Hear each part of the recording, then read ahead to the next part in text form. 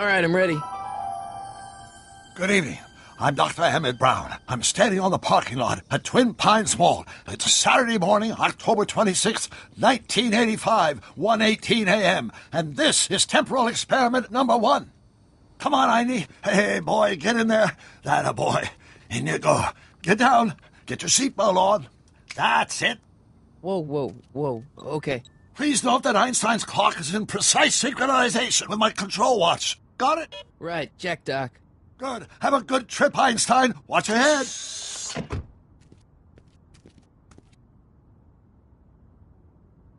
You got that thing hooked up to the car? Watch this. Yeah, okay. Got it.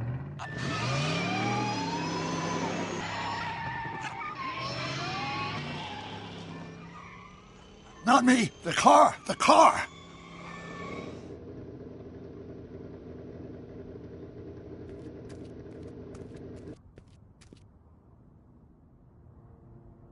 If my calculations are correct, when this baby hits 88 miles per hour, you're gonna see some serious shit.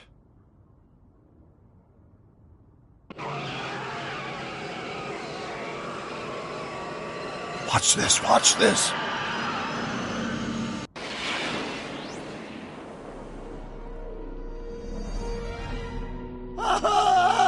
What did I tell you?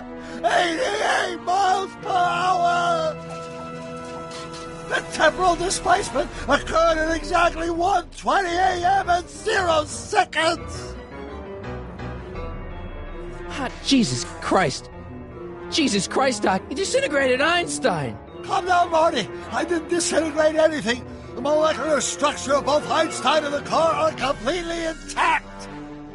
Where the hell are they? The appropriate question is, when the hell are they? You see, Einstein has just become the world's first time traveler. I sent him into the future. 1 minute into the future, to be exact. And at precisely 1:21 a.m. and 0 seconds, we shall catch up with him and the time machine. Wait a minute. You put your dog in a time machine made out of a DeLorean? The way I see it, if you're going to build a time machine into a car, why not do it with some style? Besides, the stainless steel construction made the flux dispersal. Look out!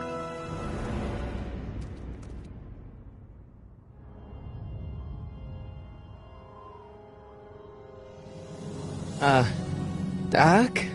Huh, that's peculiar. Where's the car, Doc? It should have caught up with us 27 seconds ago. Doc, what happened to Einstein? No need for concern. It's probably just a minor miscalibration of the time circuits. Marty, could you get my notebook? It should be in the toolbox.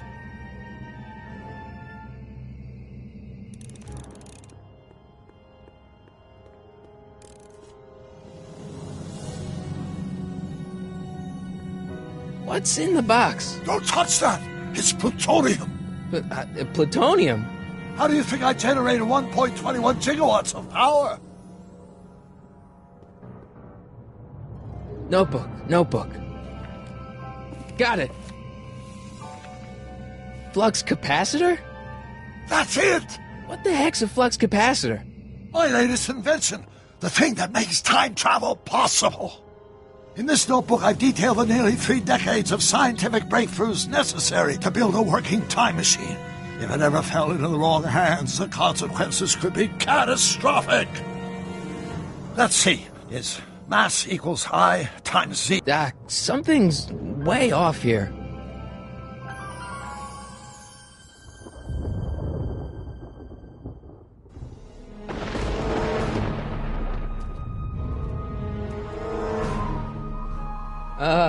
Doc?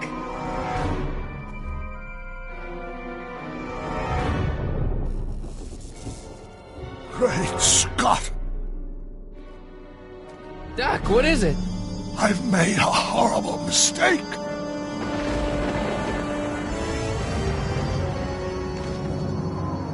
Doc! Doc, no!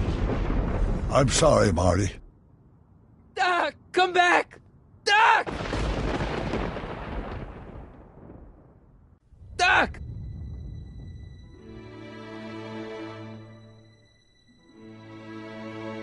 Marty, is everything okay?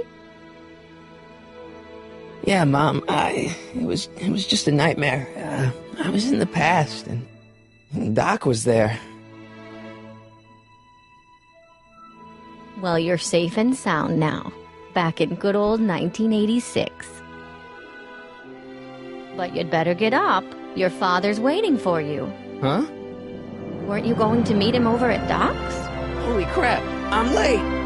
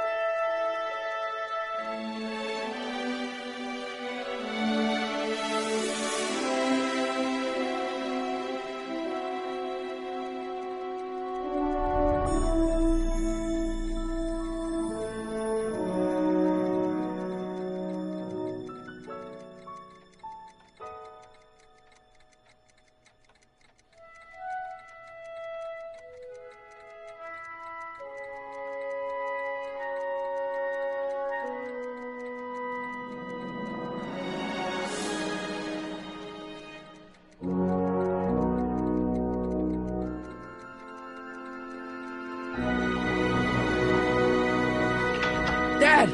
Are we too late to stop the sale?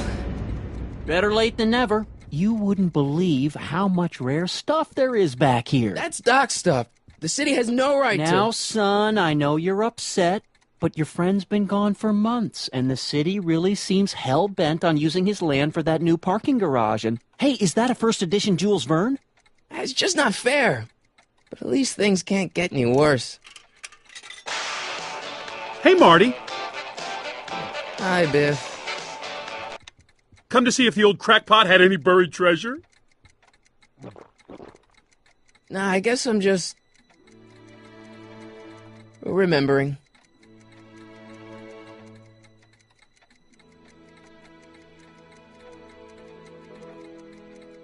I miss Einstein.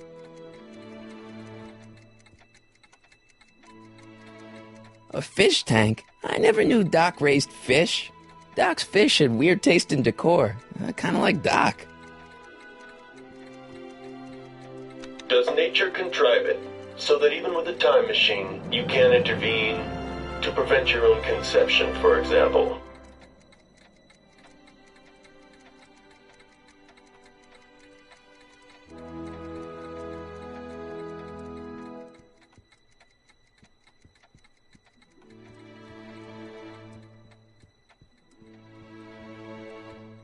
Doc built this model at downtown Hill Valley way back in 1955.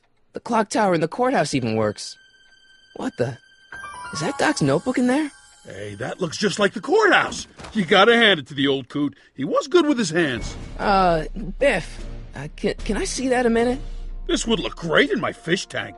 Give the old carp something new to nibble on.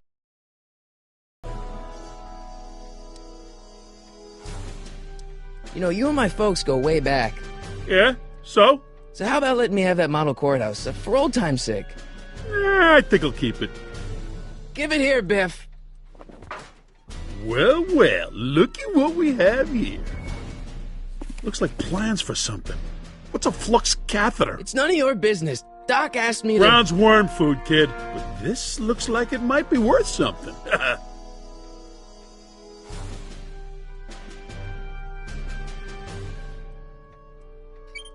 Hope that wasn't poison gas or anything.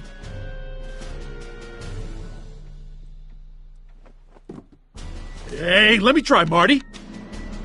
Now, Biff, let Marty have his turn. You got it, Mr. McFly.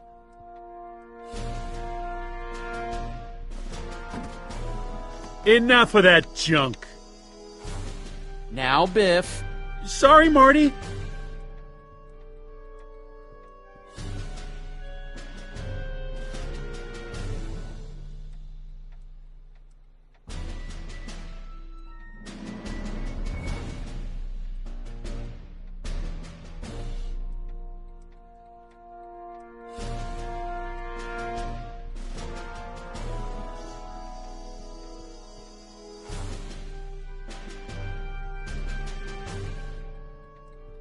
Hey, Biff.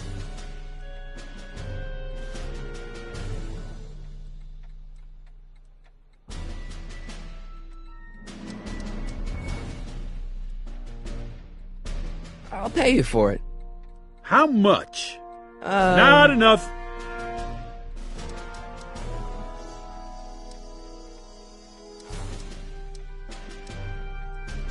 It's just a notebook with Doc's scribblings. What did Doc ever accomplish? Nothing. Then it's worthless, right? If it was really worthless, you wouldn't want it so bad.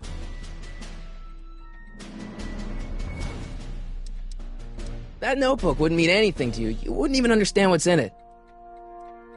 You calling me ignorant?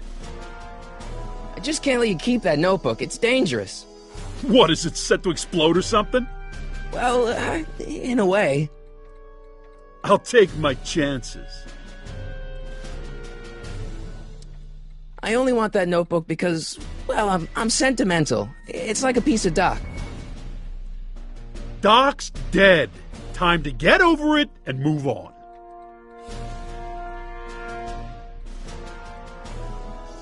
Never mind.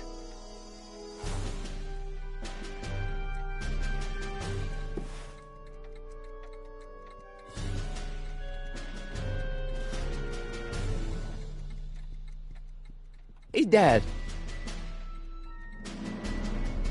Who's running this sale anyway? Oh, that'd be me, son. You? Why? Well, once it became apparent that the bank was going through with the sale, I volunteered to oversee it in order to make sure that Doc's stuff would be treated with a modicum of respect. Isn't that right, Biff? You got it, Mr. McFly. I'm telling you, this sale is a joke. Doc's only been gone for a few months, and I happen to know... Yes, you've told us he's not dead. He's on a trip. Let's say you're right. Have you considered that this trip may not have been entirely voluntary? I hate to say it, but Doc's run up some pretty sizable debts around town. Maybe he's just hiding from his creditors.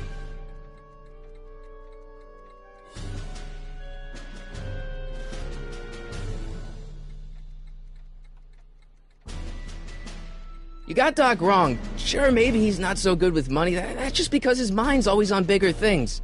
But he's still a straight-up guy. He'd never run away from his problems. Well, you know him better than I do, son. But the bank is within its rights to sell off his stuff. Maybe you should try to find some things to remember him by before Biff grabs them all.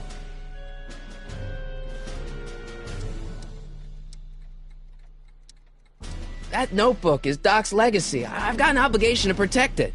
Now, hold on a minute. Didn't you just get done telling me Doc's still around? Off traveling somewhere? Yeah? Then how is it your obligation to protect his legacy? You can't have it both ways, Marty. If Doc's alive, he can protect his own legacy. Do you think dreams can predict the future? Well, you know I don't go in for that mystical stuff, but I do think they can reflect how you're feeling about the future. About Biff. Dad, I know you're trying to help. He talks a big game, son, but he's not so tough. I've been dealing with him a long time. Believe me, I can handle him. So can I. I guess you can. Okay, son, I'll stay out of your way, but you know where to find me.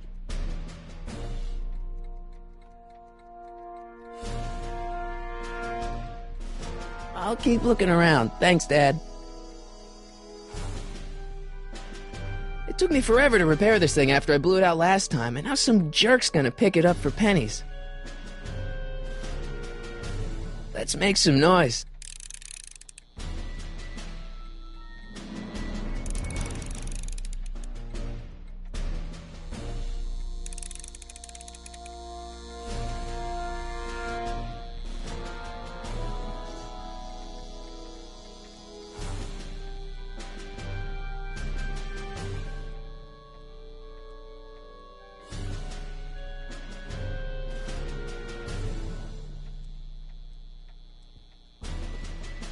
Wait, I got one.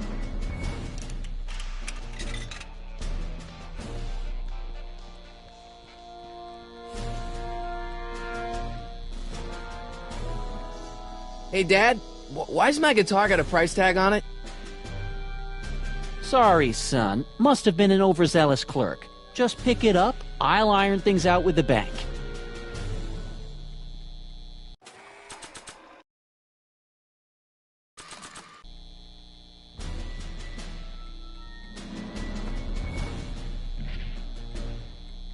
Here's an oldie, but a goodie. 1, 2, 3.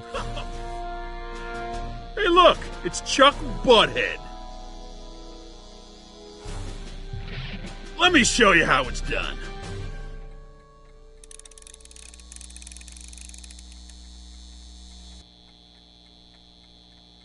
Now watch me blow the lid off this joint. Whatever you say.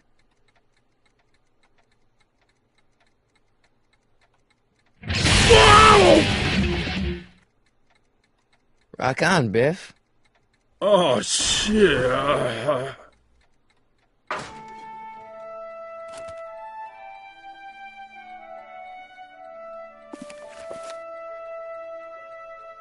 Doc, where are you?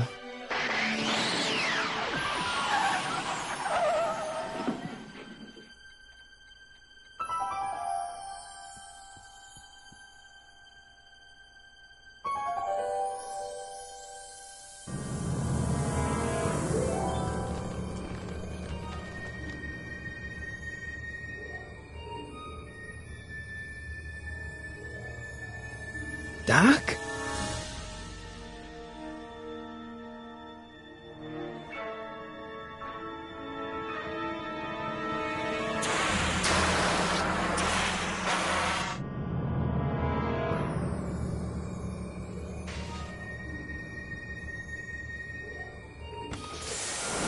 Einstein! Where'd you come from, boy? Didn't you bring Doc with you?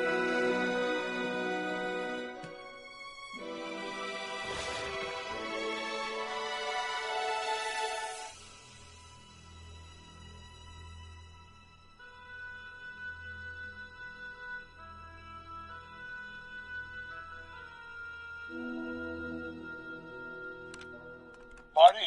Ah! Marty, if you're hearing this recording, then the DeLorean's automatic retrieval feature is a resounding success.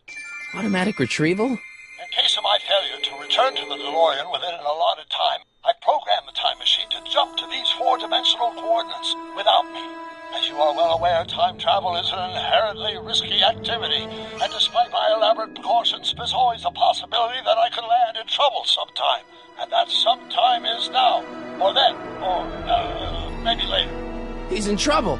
Marty, you've come to my rescue in the past, or was it the future? Anyway, I'm relying on you to do it again. Please take the DeLorean back, or forward, to whenever it is I'm stuck in time. When you get there, I'm sure you'll figure out what to do. That's it? Aren't you gonna tell me when that is? Just go to the date specified on the time circuit readout under the heading marked Last Time Departed. Good luck. Right. Last time departed. Oh, jeez. Come on. Crap! Oh, great. How am I supposed to find him now? Okay, Doc, I know I haven't seen you in a few months, but I'm pretty sure this isn't your shoe. Looks like the time circuits still work. Now I only need to know when to look for Doc. I can use those to enter a date into the time circuits. Once I know when to look for Doc. I can use those to enter a date into the time circuits. Once I know when to look for Doc.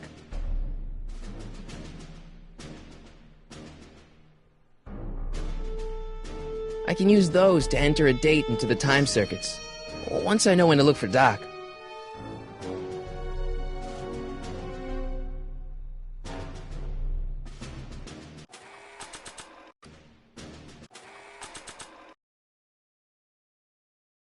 This time-traveling shoe is my only clue to finding Doc. This time-traveling shoe is my only clue to finding Doc. Marty? Ah! Marty? Ah! Marty? Ah! I keep this picture of my dad to remind me that even the most hopeless losers can grow up to be pretty cool guys. This notebook has all of Doc's plans for the flux capacitor and the DeLorean. I'd better make sure it never falls into the wrong hands. And by wrong hands, I mostly mean Biff. Nah. I don't think so. Maybe not.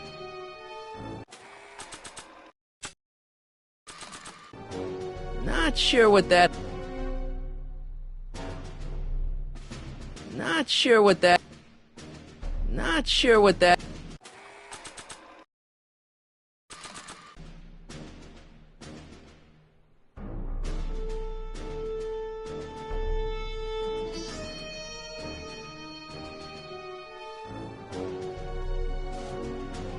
I probably shouldn't fiddle with the time circuits again until I know when to look for Doc.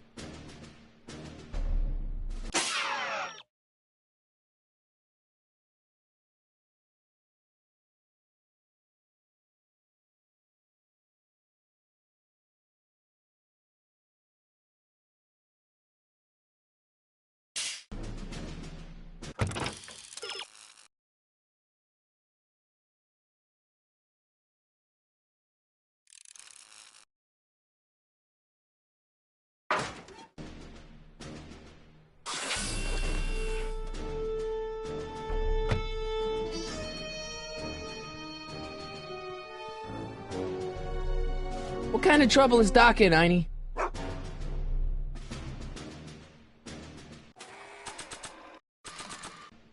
What do you know about this shoe, Einie?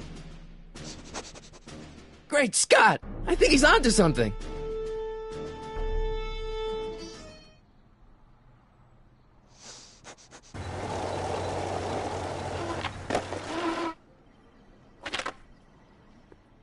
Okay, now we're getting somewhere. How's this supposed to lead me to Doc, Einie?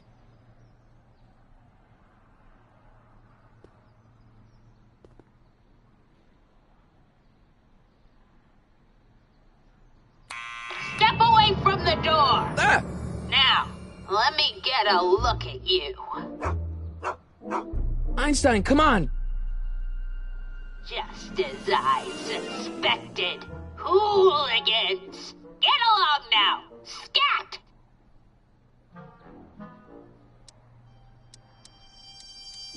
I'm not a hooligan, ma'am. I'm a teenager. I wasn't born yesterday, young man.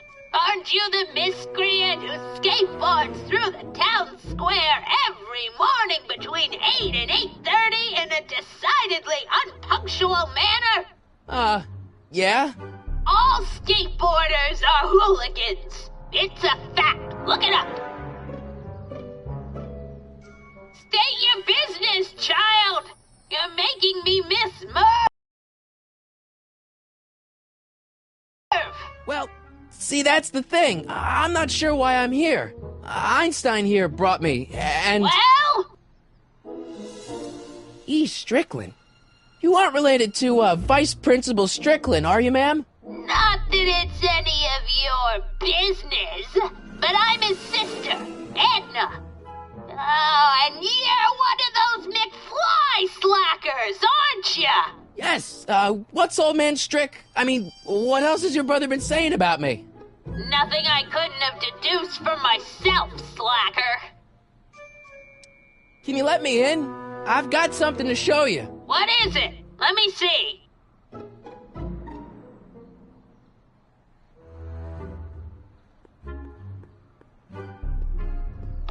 I see you sneaking into that liquor store, young man! A1 liquor. I like the new bars Mr. Figgins put on the windows. Very secure.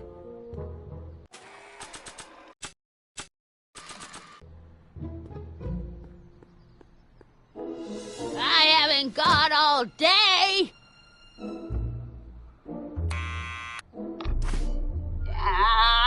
You're trying my patience, young man. Can you let me in? I've got something to show you. What is it? Let me see. A shoe? Now what would I want with a... Huh? Stay there!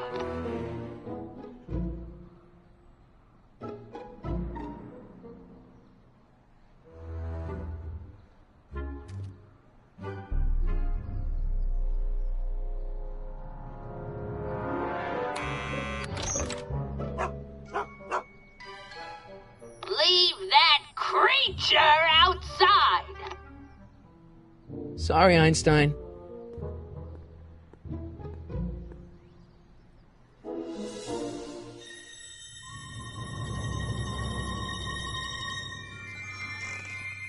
Well, took you long enough. There's a lot of stairs. To return the shoe, I mean. I lost it ages ago. You can put it down next to the other one. Much better. So neat and orderly. I suppose you'll be wanting some sort of reward now. No, All I've got is tea and candy. But... I'm sorry I called you a hooligan. I try not to jump to conclusions, but after all, 9 out of 10 people in this city are hooligans. It's a fact. Look it up.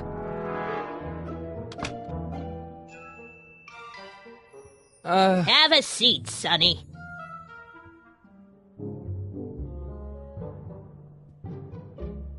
Hey! You kids! Put out those cigarettes!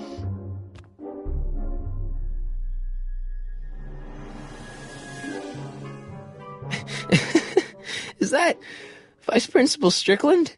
Mother never could keep little Gerald out of her clothes.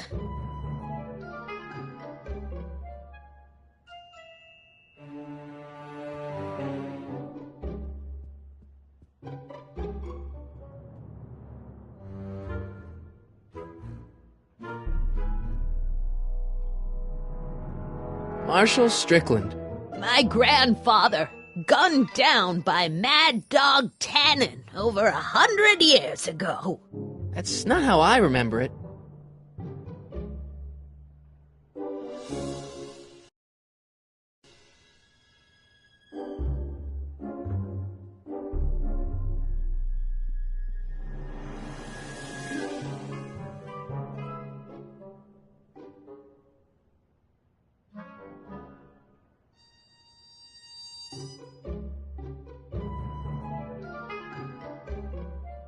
What are these? My editorial trophies. Cat Lovers Quarterly. It's legitimate journalism.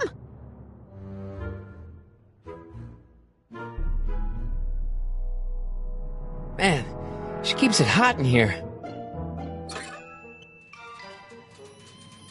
That's the kettle. I'll be right back with some tea. Then don't touch anything.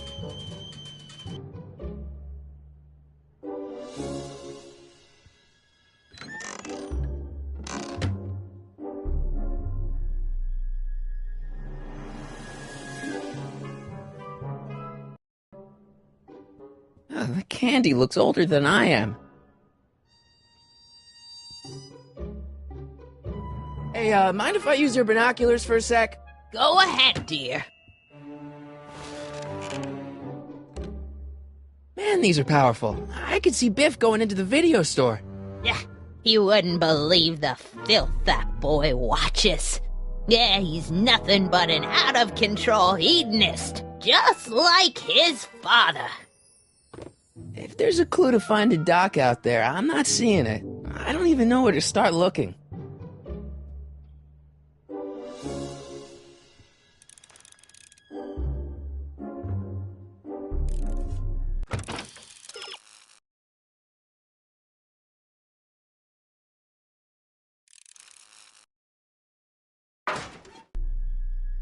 Miss Strickland? Jack! Diane! I know what you're doing behind that tree! Yes?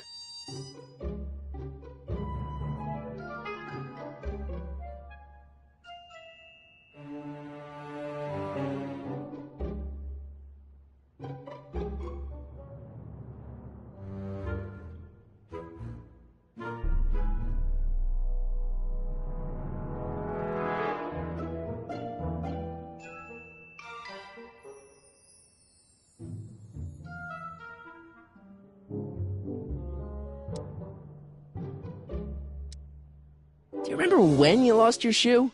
Shoe? That shoe over there. Oh, that shoe! Hi, what a nosy Nelly! No one likes a busybody, you know. But Oh, fine, let me think about it.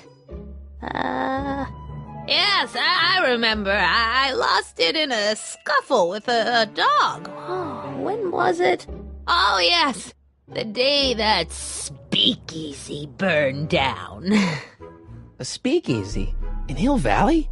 Don't act so surprised, young man. Your generation doesn't hold a copyright on moral depravity, you know. Sin has been on the prowl in Hill Valley since the day it was founded.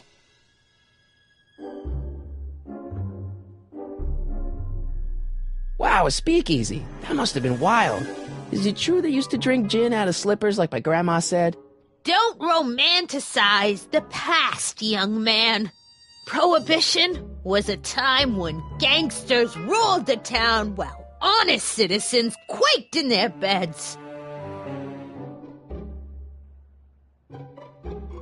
So where was it? That speakeasy that burned down, I mean. That was ages ago. If you're looking for bootleg hooch. No, I'm just curious, that's all. I'm a student of history. Student of history, my Aunt Fanny.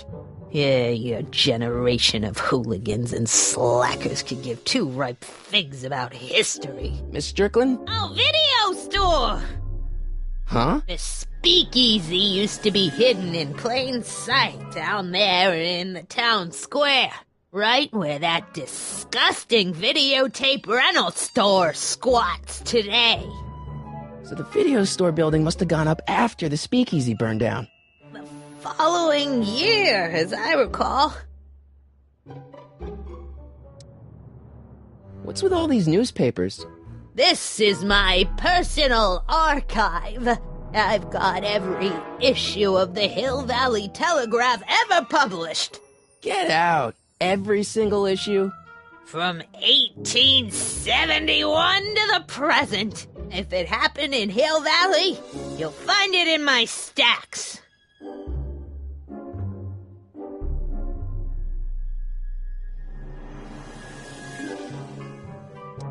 Doing some stargazing? No, I set my sights on lower things. Is that? Lieutenant! Get away from that hubcap before I call your father!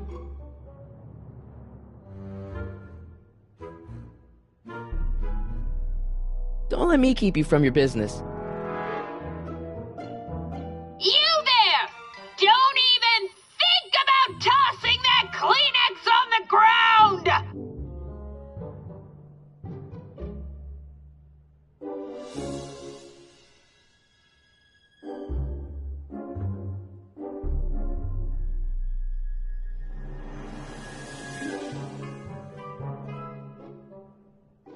Excuse me, Miss Strickland? I guess somewhere in these stacks there must be an article about the speakeasy burning down. Naturally. I probably wrote it myself. I was quite a reporter back in the day. Any idea what date that article came out? Well, obviously the day after the speakeasy burned down. Don't let me keep you from your business.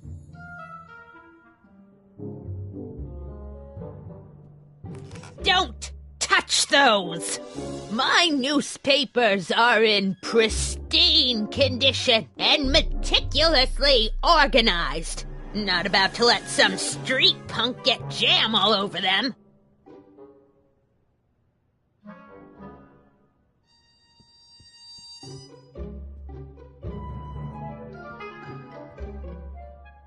Miss Strickland lost that shoe the day the speakeasy burned down.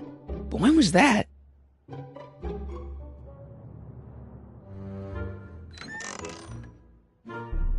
Miss Strickland, about your tea. You forgot to turn on the... You! It's spelled with a U! You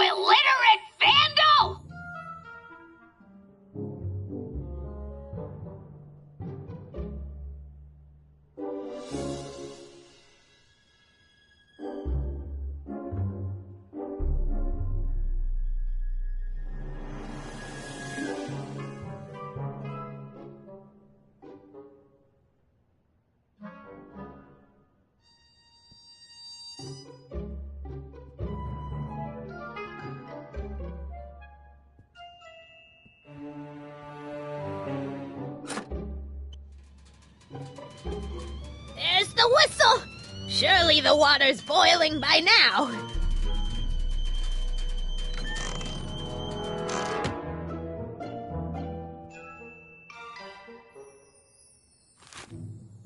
Juveniles collide with manure truck. Nice picture.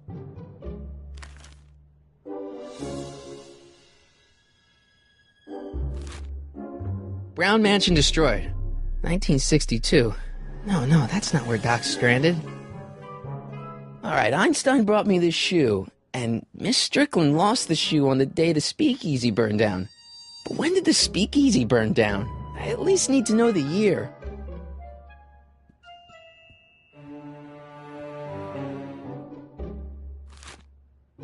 Firm announces plans for Lone Pine Mall, Peabody Ranch to be rezoned for commercial development. I don't even know where to start looking for clues in these stacks. Wish I could narrow it down to a year at least.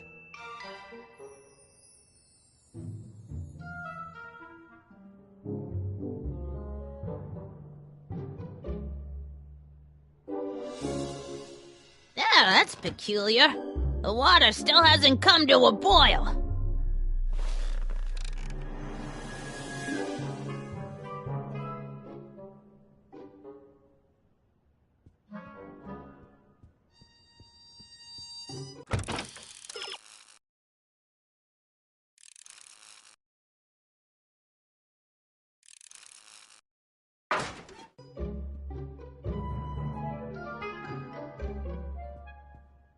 Mind if I take a look? Go ahead, dear.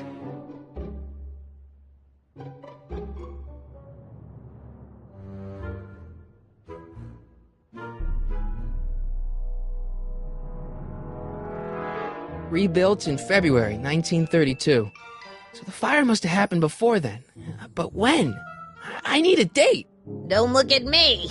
I'm far too old for you.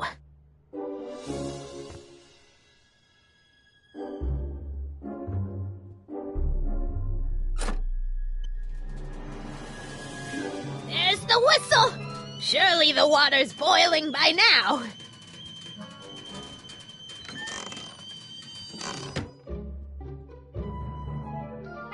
Let's see.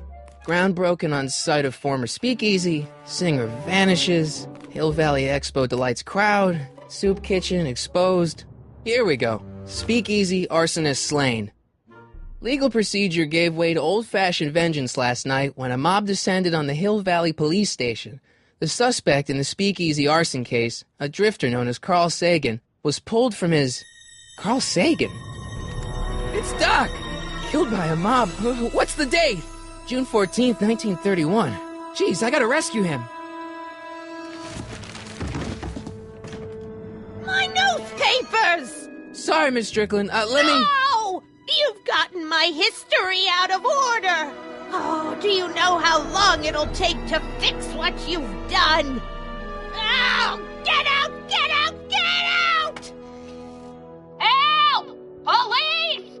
I'm being attacked by hooligans!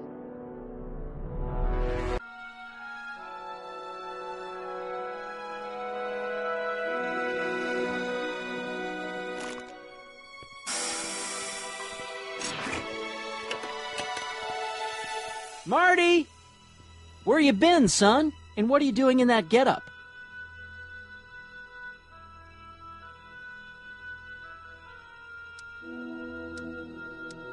Didn't I tell you? I got the lead in the school play. We're doing... Grapes of Wrath? Right. Oh, Steinbeck! Who are you playing? Never mind, you don't have to explain. I'm sure whatever it is you're up to, you know what you're doing, right? I hope so. Hey, sometimes you gotta go out on a limb for the ones you love, right? Wish my dad had understood that. You won't stay away too long. You'll barely know I was gone.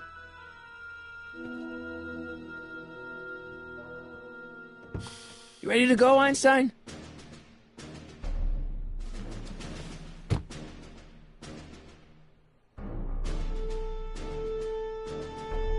I've got to turn on the time circuits first.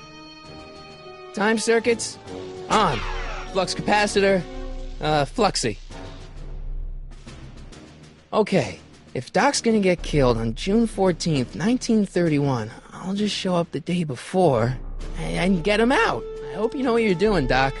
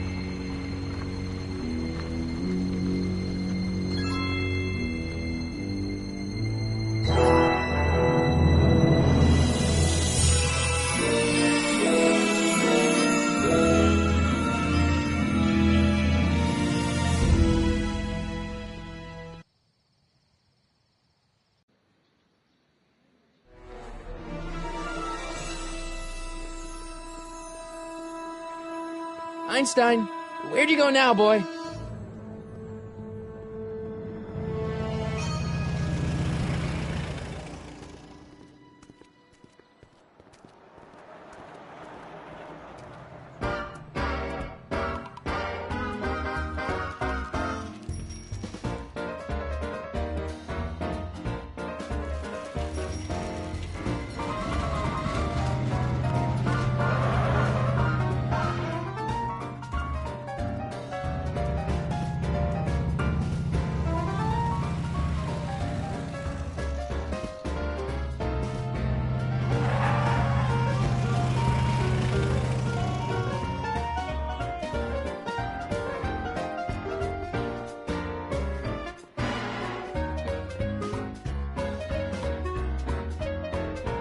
Young man! Excuse me, young man! Who, me?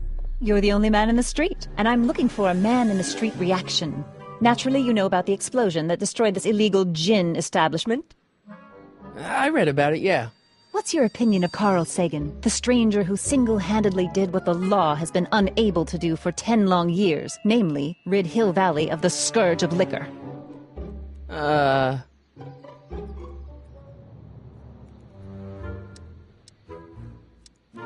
You can mark me down as a supporter. The young man said, flashing a boyish yet virile grin. Hill Valley needs more upstanding youths like yourself. Do you have a message for the vicious gangsters who still roam these streets, no doubt plotting to corrupt our citizens with another den of booze, sin, and debauchery? Ask him where I can get the address. Ah, I see! Because you want to blast it to smithereens just like Carl Sagan did. With public-spirited citizens like you around, the lawless element will be on the run in no time. Mr. May I get your name? Yeah, it's...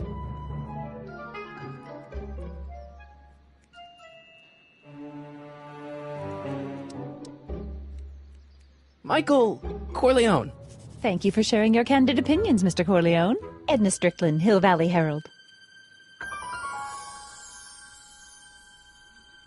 I know. I met you back. I'm familiar with your work. You read my column? How sweet! I know it's just an etiquette column, but I believe it'll lead to bigger and better... Oh! Einstein, no! Down, boy! Is this wretched creature yours? He assaulted me once before. What's got into you? Aggressive dogs must be kept on leash at all times. It's the law. Look it up. Doc, I gotta find Doc.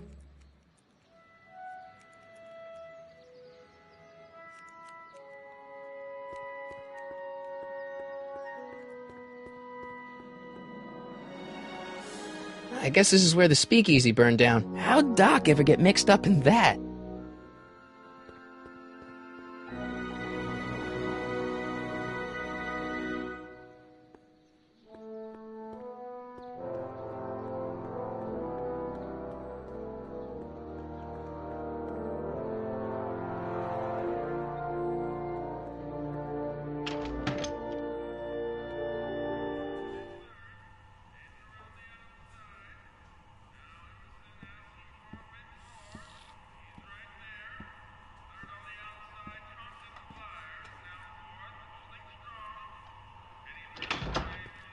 McFly!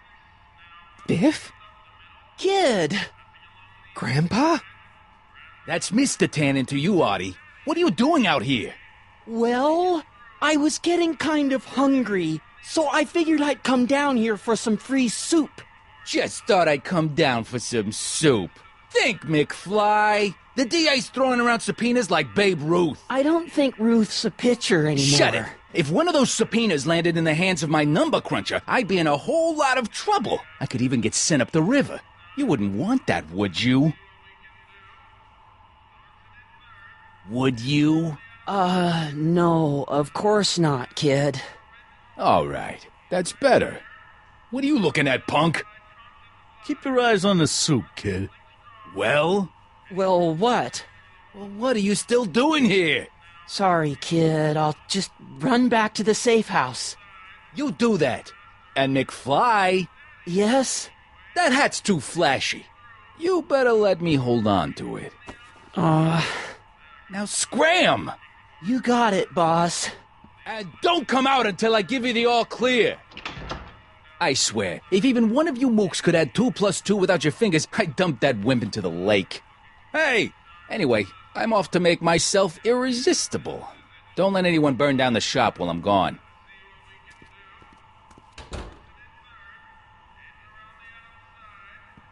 What are those tables for? We keep a few extra tables around for our end-of-the-month hobo soirees. Nice rack. Yeah, we got all kinds of culinary enhancements back there.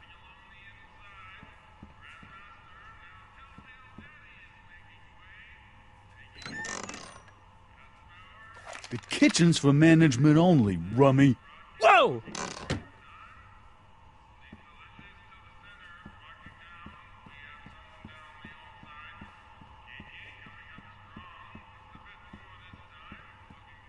Those who once ate delicacies are destitute in the street. Cheery.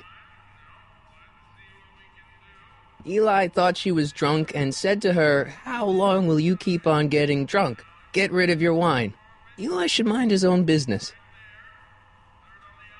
Maybe I should go to the jail and talk to Doc before I start dialing random people in 1931.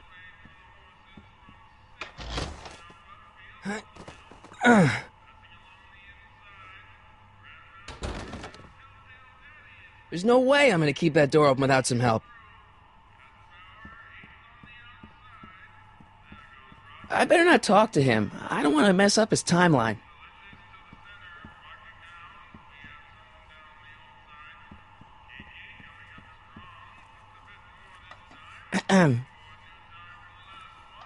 Okay. Hey, never mind. What are those tables for? We keep a few extra tables around for our end-of-the-month hobo soirees. Looks like these pipes go into the basement.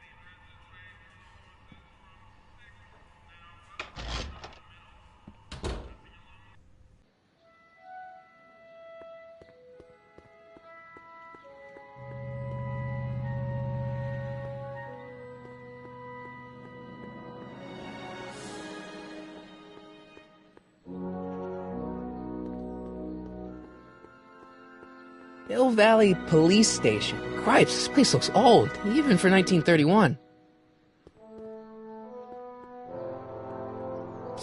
Doc! Marty! Doc! What are you doing here? You sent for me, Doc. I did? When? May 14th, 1986. 1980? The automatic retrieval system. Of course. I'd almost forgotten about that. So what's our plan for getting you out of here? Plan? We don't need a plan. We don't. Not in the slightest. The police picked me up for that speakeasy fire a couple of weeks ago, but the DA hasn't got a case. They're releasing me tomorrow morning. So basically, I traveled 50 years into the past to deliver your car? Sorry about that, but it's so wonderful to see you. We have a lot of catching up to do. Yeah, you might want to hold off on that, Doc. Great Scott! I'm going to be gunned down by gangsters on the steps of the courthouse. Why would they do that? Guess they didn't approve of my burning down their speakeasy. Very funny, Doc. Maybe now we should come up with a plan? A plan, right. But what?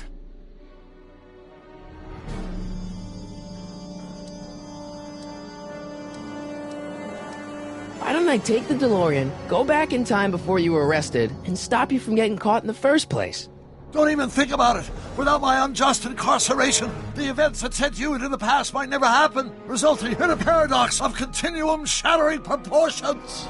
Jeez, we've been back together for 5 minutes, Doc, and you're already talking about the end of the universe. I've missed that. Don't be ridiculous, Marty. I was only referring to the end of the universe as we know it.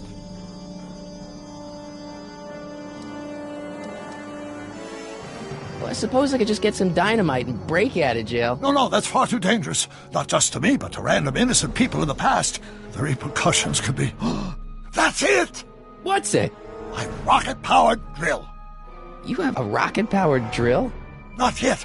I haven't built it yet. You've lost me, Doc. Listen, a few months ago, my 17-year-old self sent in a patent application for a rocket-powered drill. I abandoned the project after I never heard back from the patent office, but the prototype should be nearly complete. Great, I'll just run back to your lab and... No, I said nearly complete. You'll need me to help you finish it. How the hell am I supposed to sneak a half-finished rocket-powered drill into your cell? Not me! 1931 me! Wait a minute, Doc. You want me to convince your 1931 self to build a rocket-powered drill to break you out of jail? Precisely!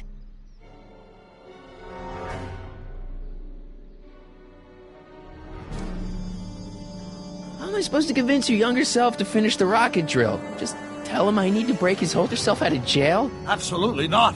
Whatever you do, you can't tell my younger self anything about time travel. I won't come up with the inspiration for the flux capacitor for another 24 years. Then what am I supposed to... Just be your charming self. From what I remember, I'm a pretty easygoing kid, so enlisting me in a scientific adventure should be a piece of cake. Won't talking to yourself cause, irreparable damage to the space-time continuum or something? It should be fine. I've already invented the idea of the rocket drill.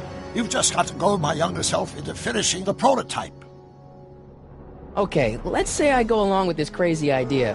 Where can I find you? I mean, the other you. How should I know? It was over 50 years ago. Why don't you go over to the soup kitchen next door and give my house a call? They'll know where to find me. Soup kitchen. Got it.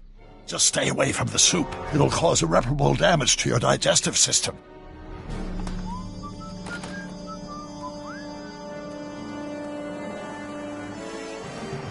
I guess I better get started. Don't worry, Doc. I'll get you out of here in no time. I'm not worried. Once you and my younger self put your heads together, you'll be unstoppable.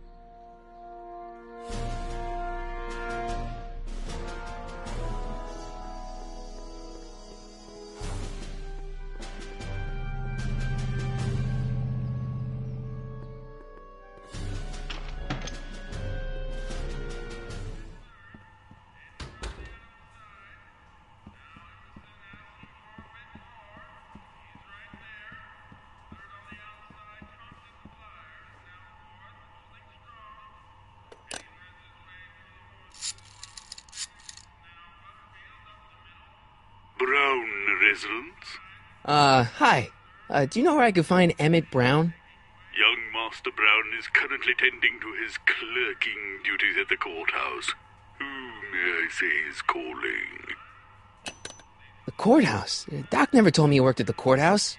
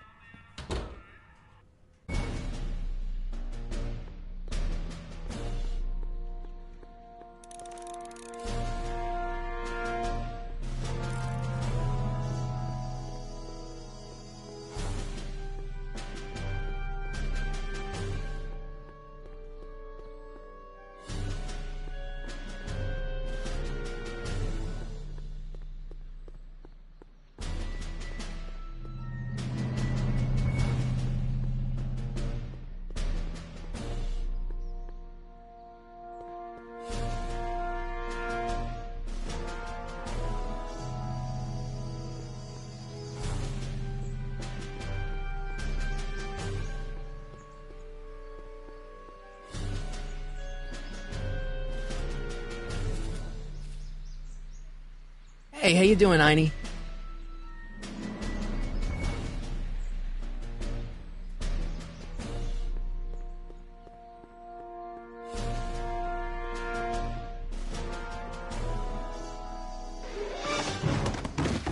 Don't touch those! These are very sensitive legal documents. Nobody is supposed to handle them but sworn officers of the court.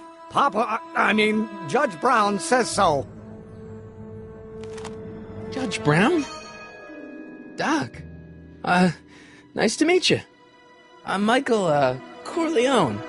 Emmett Brown. But I am a law clerk, not a doctor. Now please get out of my way. I have important business to transact. Naturally, h2 of a multiplied by the inversion of h has to come out less than expectation value of a, right? What am I missing here? Or do we take h's sample? Listen, Emmett, you don't know me, but I'm your friend. I'm not big on friends. They get in the way of work.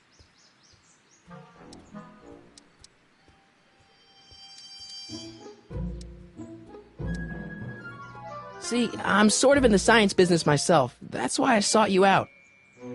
Not that I care in the least, because science is the furthest thing from my own area of interest, which is law, but I don't believe you. It's true. I'm a scientist. So tell me something, Mr. Scientist, from your vast storehouse of scientific knowledge. The leg bone's connected to the thigh bone? Amazing.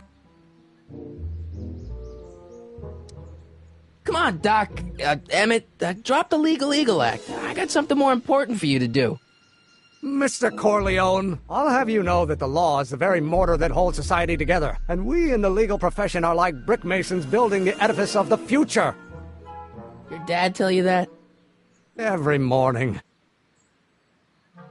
What's this important business you're up to?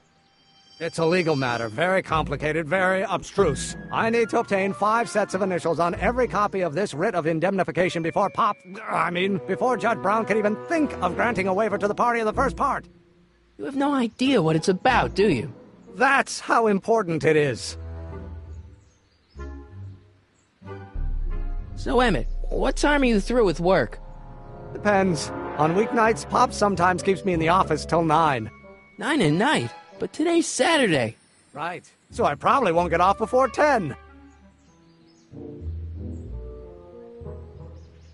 How about you knock off work early and I'll buy you a beer, or soda. What do you say? Don't try to tempt me from my duty with sugary beverages. Keeping the wheels of justice turning, that's my one passion in life. Besides, if I left before 8, my pop would kill me.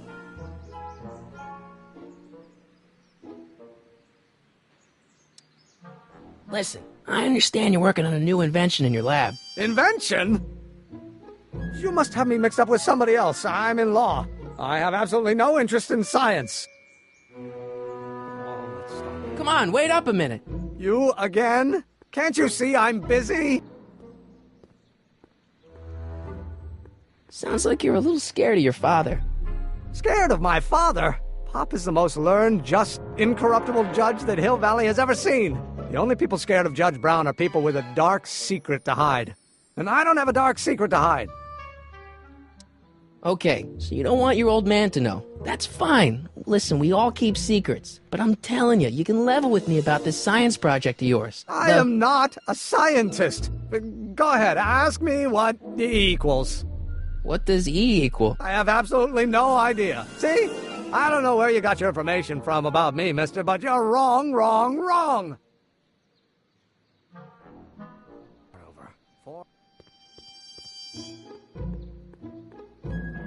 Gale, Zemeckis, and Fine.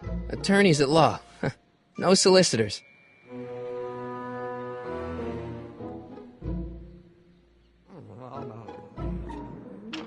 Hello? No solicitors!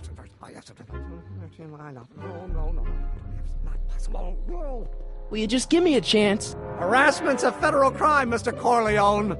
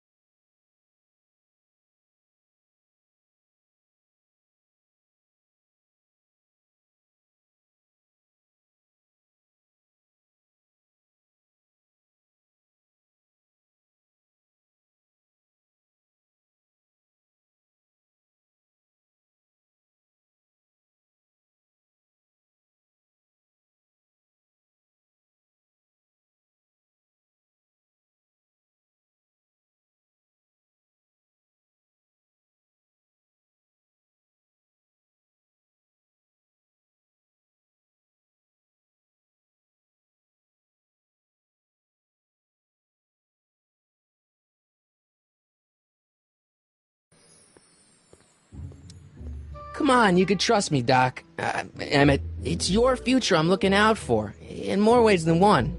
What are you talking about? I'm talking about you and science. Oh, that word again! If you insinuate I'm a scientist once more, I'll sue you for defamation of character!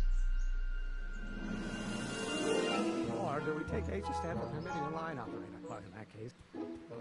Now if H stands for one-dimensional harmonicos. Will you just give me a chance? Harassment's a federal crime, Mr. Corleone!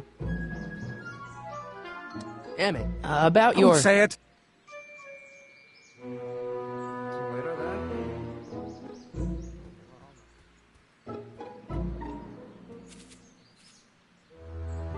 Hey, how you doing, Einie?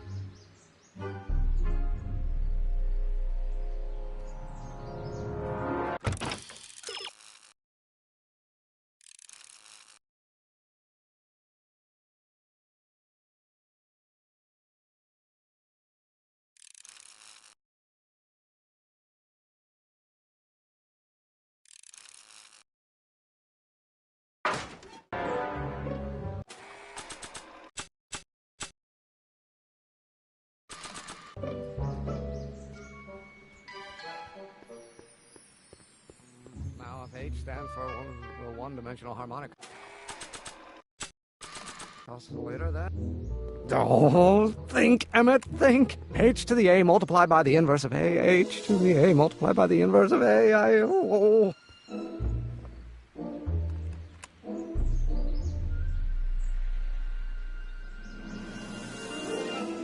do we take H to stand for the Hermitian line operator? But in that case, H to the A multiplied by the inverse.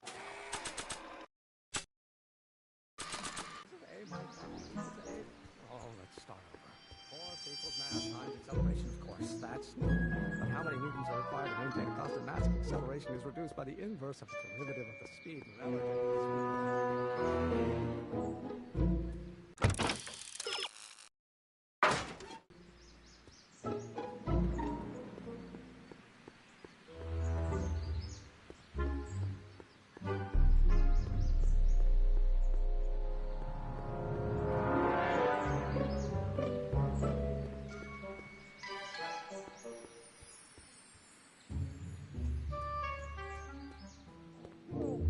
Or do we take H to stand for the Hermitian line operator? But in that case, H to the A multiplied by the inverse of A minus B equals to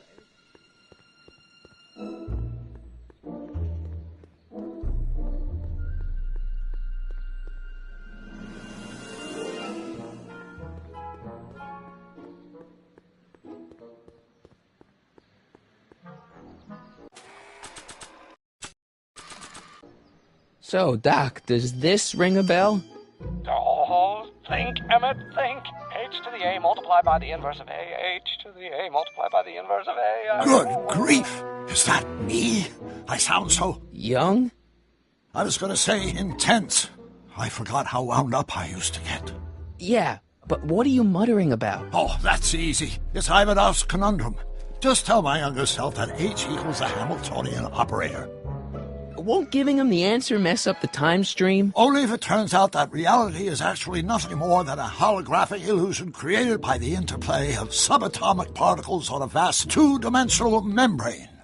So... It'll be fine.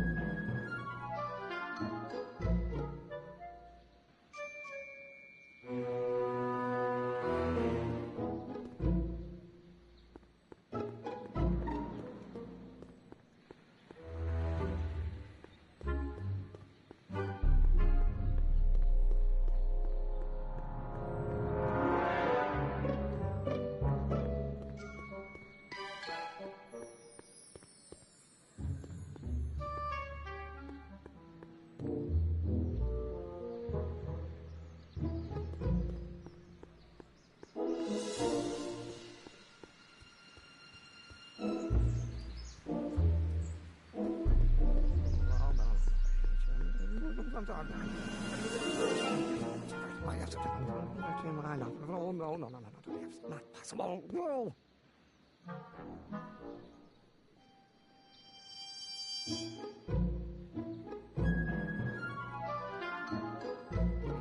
Now if H stands for one... Will you just give me a chance? Harassment's a federal crime, Mr. Corleone. Maybe H equals the Hamiltonian operator. What did you just say? I said maybe H equals the... Hamiltonian operator? Yeah. Great Scott! If H is the Hamiltonian, then H to the A multiplied by the inverse of H can only be the same as the expectation value for A. That's it! That's the solution to Ivanov's conundrum, the problem I've been wrestling with in my head all week! I'm sure you would have figured it out by yourself in a day or two. The way you figured out how to build that rocket-powered drill. Where did you learn so much about science?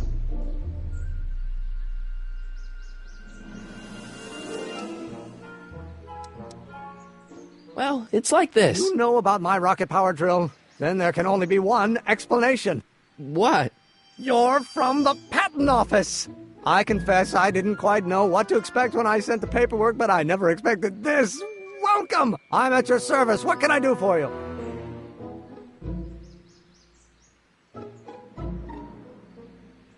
Can I see your rocket-powered drill? Of course, of course! Naturally, it's just a scale model, but it's nearly operational. I can show it to you, say, first thing in the morning?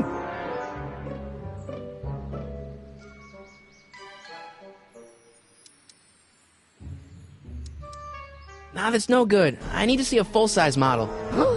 That's fully operational. Tonight. Otherwise, we'll have to award the patent to a competing inventor, Dr. McCoy. It can't be done! I mean, it might be possible to construct a full-size working model in that time frame, but I haven't got the main ingredient for the fuel. I'll get it for you. What is it? 190 proof grain alcohol. And you know how difficult it is to get a hold of alcohol these days. Especially now that someone's blown up the speakeasy.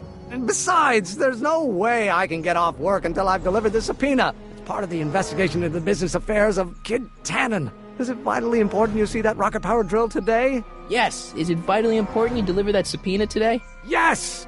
Listen, I'll help you deliver it, and I'll see to it you get the alcohol you need. If it'll help you get that drill finished by tonight. Deal?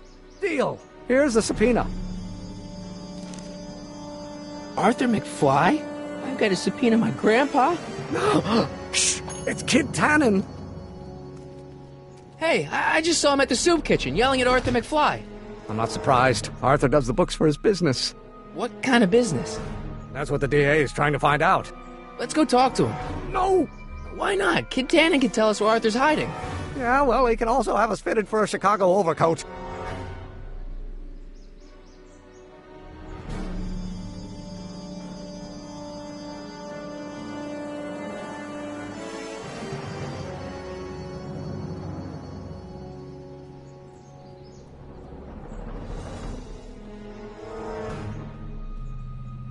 Nice bike. Huffy? Huffy? I'm not huffy. I'm passionate. Passionate about justice, safety, law, and order. Never mind. Hey, Miss Strickland. Oh, hello, Mr. Corleone. Try not to draw any undue attention my way. I'm on the trail of a hot new scoop, as we in the newspaper business say.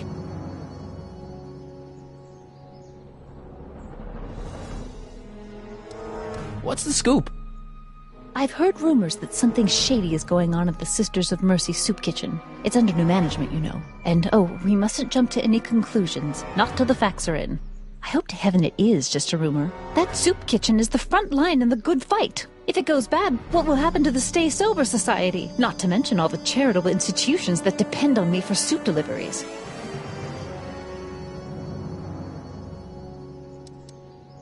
Did you finish the story you interviewed me for? About Carl Sagan? Yes, but those pig-headed editors at the paper rejected it. They said my story was slanted, and that I was glorifying a suspected arsonist. As if their stories aren't always glorifying the criminal vermin that run this town. This whole thing makes me so mad I could spit. Though of course I never would. There's an ordinance against it, and it's so untidy. You make hot soup deliveries? It's one of my many small contributions to the good cause. Healthy bodies, healthy souls, or so one hopes. I pick up barrels of hot soup at the kitchen, and I deliver them hither and thither. Hill Valley Orphanage, the St. Francis Xavier Ranch for Unwanted Children, Foggy Mountain Home for the Incurably Insane, Shady Acres Rest Home. Oh, I can barely keep track of them all. It's a very big job. Hey, I can help you deliver soup. I donate a lot of time to charities. Oh? Which ones? The, Mario Brothers. Ah, yes. The Italians do so many good works. If you'll just fix it so I can pick up the barrels of soup. Now hold your horses, let's not get overeager. I drive the soup cycle in this town, and I'm not about to turn it over to an upstart. But if you're well connected with the local charitable institutions... Yeah? You can let me know when they're running low on soup.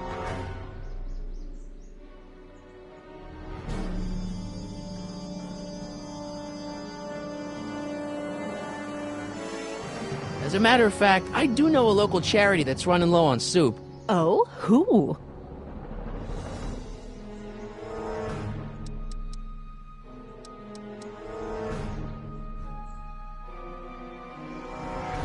The orphanage.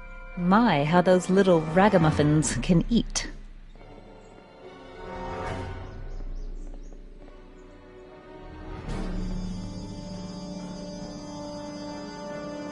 All right, Edna, just think of all those poor unfortunates and hold your nose. Mr. Donnelly!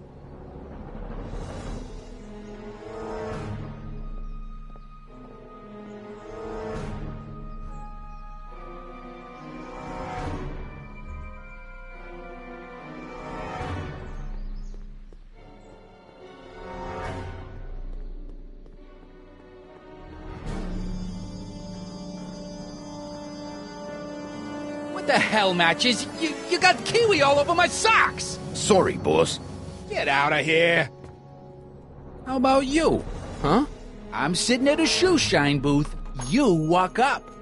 Either you're here to shine my shoes, or you got a death wish. Which is it?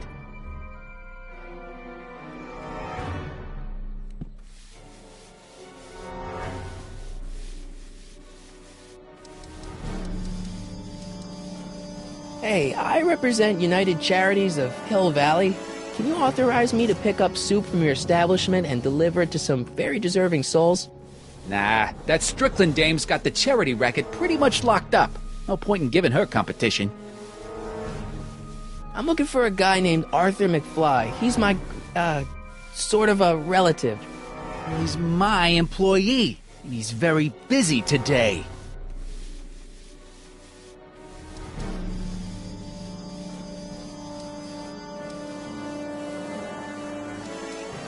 Since you're Arthur's boss, you know where he is, right? He's at the, office. Where's the office? I forget. So when do you think Arthur will be leaving the office? When I tell him he can leave the office. Hey, you're Mr. Spy.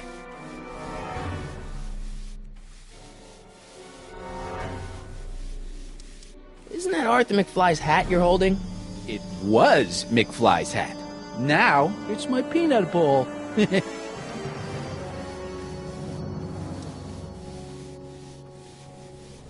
Could I buy Arthur's hat off you? Could you keep your mind on your work, huh? Shoeshine boy? I'm hanging on to my peanut bowl. Can I have some peanuts? Why not? I'm a magnanimous kind of guy. Go ahead, knock yourself out. Don't mind if I do. All right, break time's over. Back to work.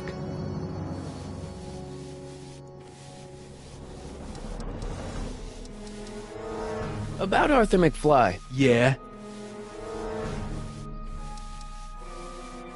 So, one more thing about that hat.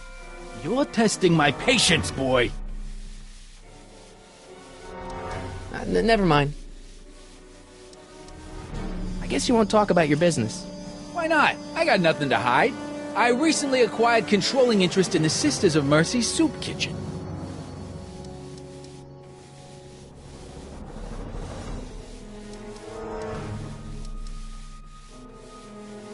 Isn't a soup kitchen an odd line of business for a guy like you?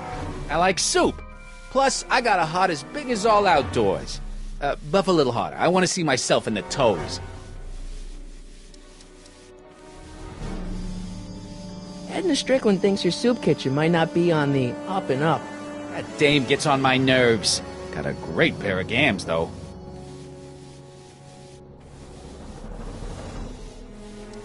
So, one more thing about that hat. You're testing my patience, boy.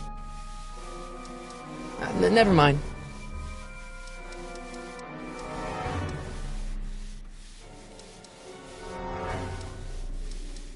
About Arthur McFly. Yeah? So, one more thing about that hat. You're testing my patience, boy.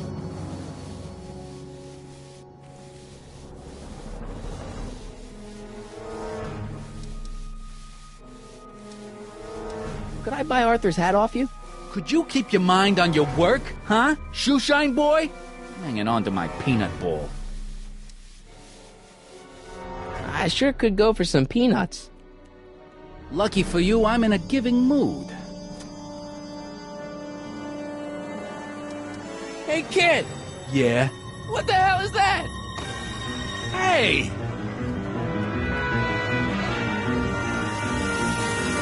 What'd you do?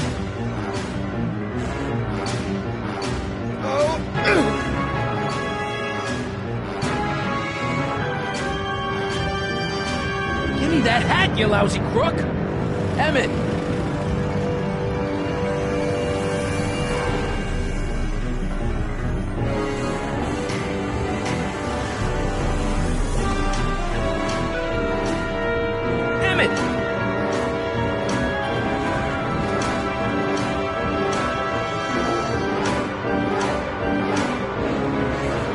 Nobody makes a monkey out of Kid Tannen! Hey!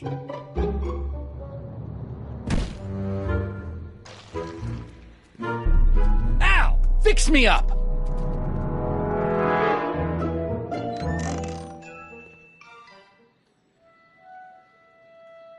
Where'd you learn how to move like that? Sandlot football. They used to call me the Streak. Get out!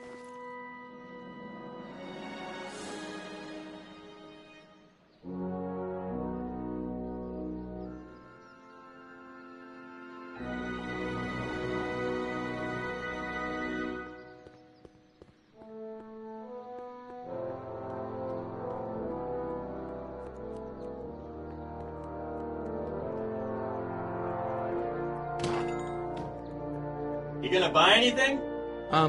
No. Then get out, bum.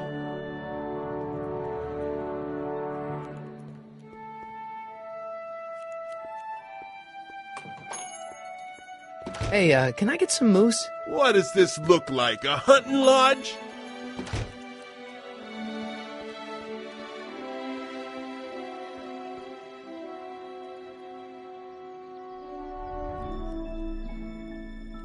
I'm not so sure I want to stay in a place that welcomes transients.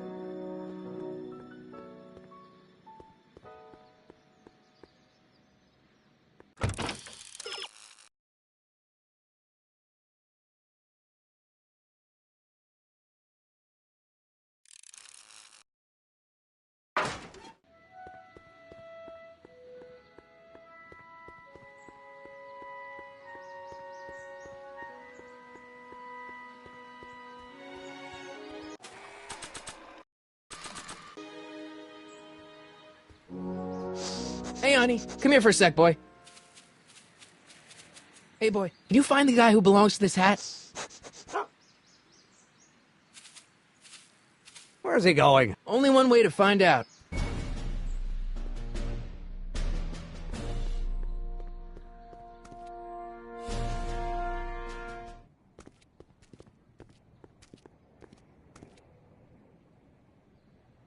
Huh, déjà vu.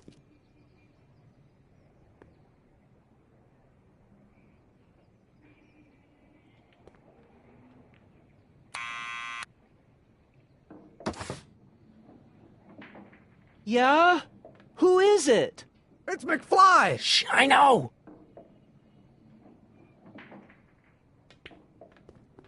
Hey, Arthur, can you come down a minute? Do I know you? We've got something for you. It's a subscription to the Accountant Weekly. He won't come out if he knows why we're really here. No, right. Ha! I'm not interested. And besides, the boss won't let me leave the room. Sorry. Some other time.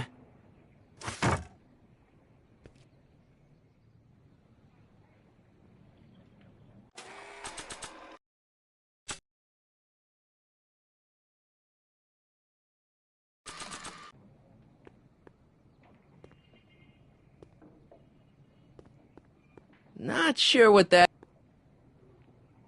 Not sure what that... Not sure what that... Not sure what that...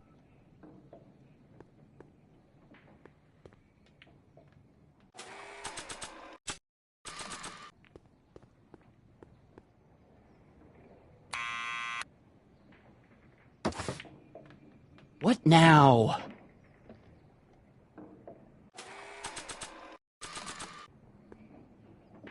I'll give it back to him after I give him the subpoena.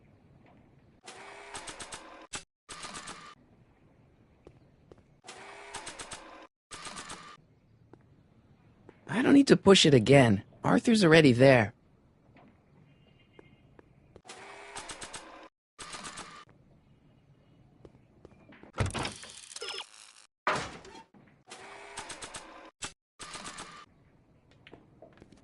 What do you think you're doing? I'm throwing the subpoena. You can't do that. You have to hand it to him.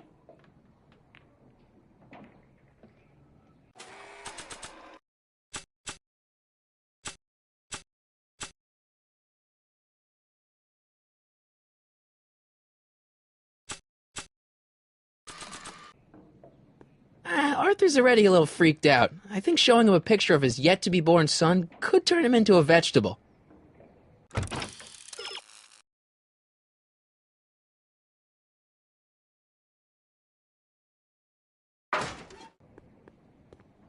Someone's playing tricks on me.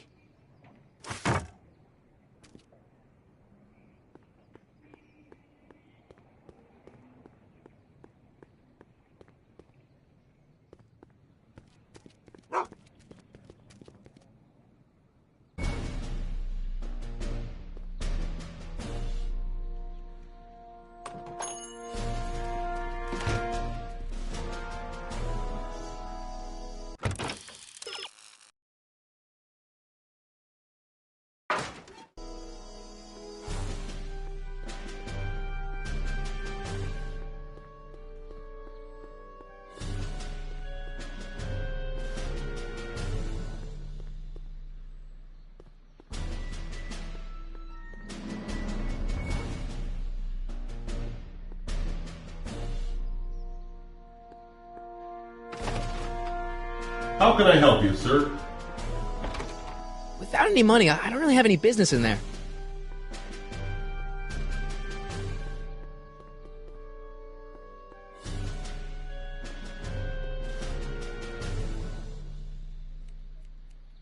Well, well, look who's back! They say rats always return to the scene of the sinking ship. Get 'em, Matches!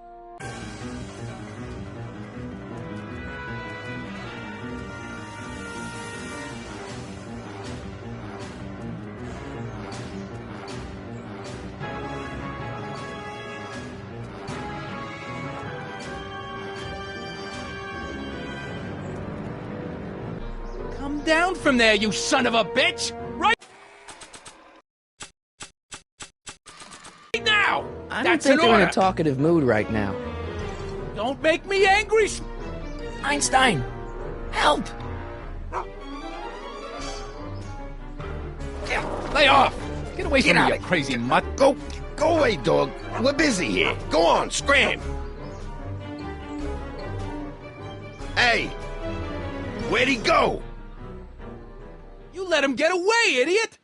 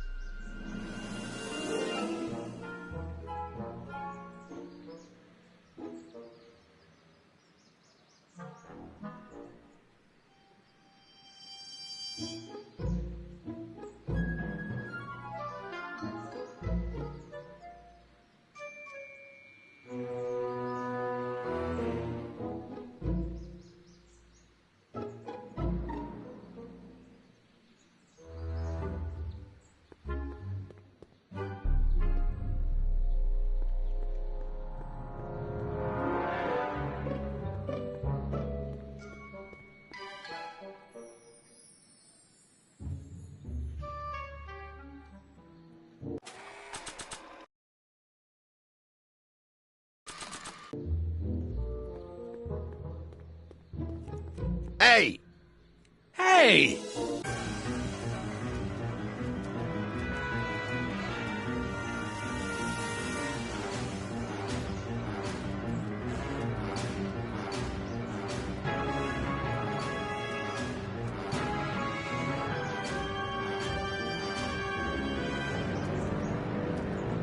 You can't get away that easy. Nobody puts one over on Kid Tan. What do you think you're doing up there, you scrawny little runt? Get down here right now! You're only making it worse for yourself. The longer you stay up there, the longer I'm gonna take a... What do you think you're doing up there, you scrawny little runt? Get down here right now! Come down from there, you son of a bitch! Right I don't want to now! record them right That's now. an order! Don't... Hey, Einie! Look out, boss. It's that crazy mud again.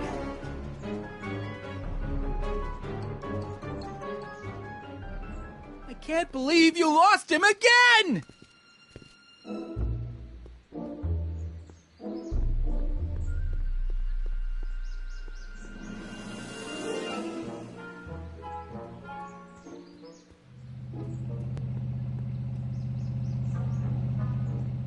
Hey, Miss Strickland. Oh, hello, Mr. Corleone. Try not to draw any undue attention my way. I'm on the trail of a hot new scoop, as we in the newspaper business say.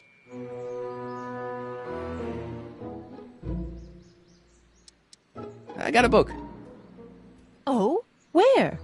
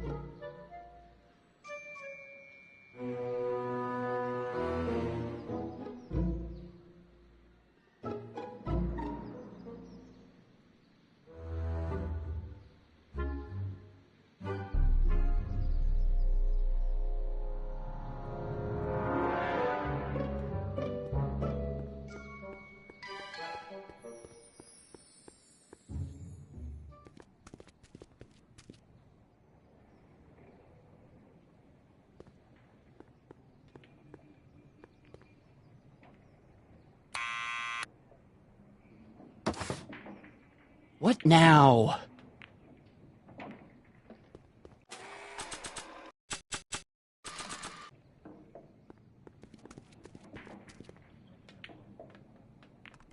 What do you think you're doing up there, you scrawny little runt? Get down here right now! It's Kid! Right away, boss! Where's Kid?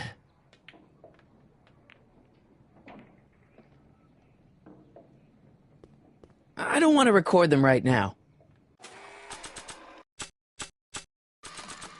Arthur McFly? Yeah? Got something for you. Thanks. A subpoena?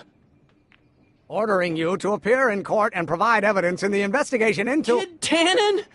Take it back! You can't get rid of it, Mr. McFly. Once you've been served, it's your duty to report to the court at the earliest possible time. Failure to do so could lead to a warrant for your arrest. Arrest!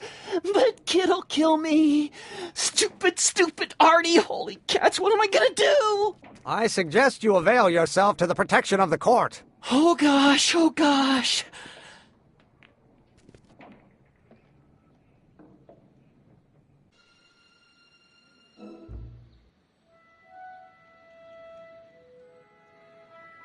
Oh, I hate doing stuff like that. But I won't have to much longer. No? Once we get that 190 proof alcohol and build my rocket drill, my future will be set and I'll be able to quit this crummy job. Oh, right.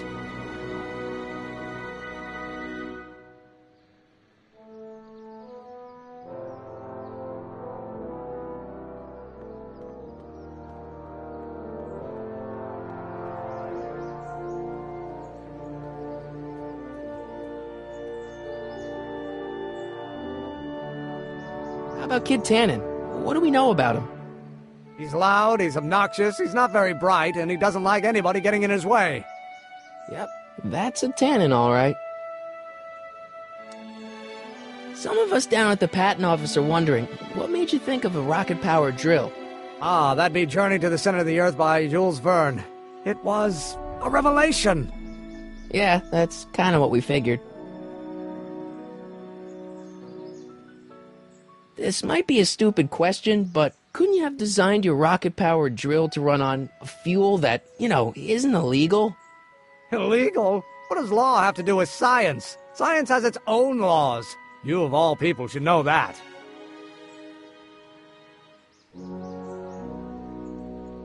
But couldn't you tweak your engine design a little so it runs on something else? Like what? I don't know. Gas, maybe? Gasoline? Pfft, yesterday's news. You'll see. By 1940, automobiles will all run on pure alcohol.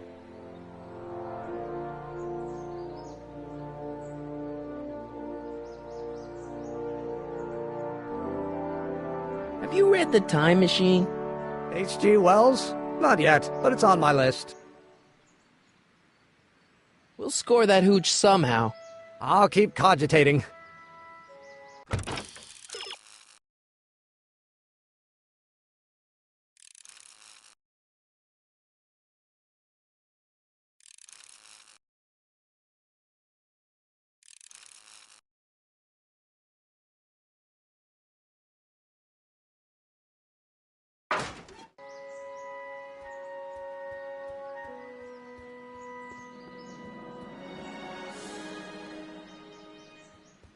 Hey, Miss Strickland.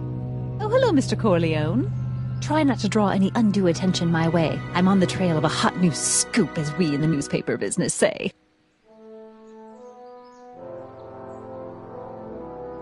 You asked me to tell you if one of the local charities is running low on soup. Does somebody need a visit from my soup cycle?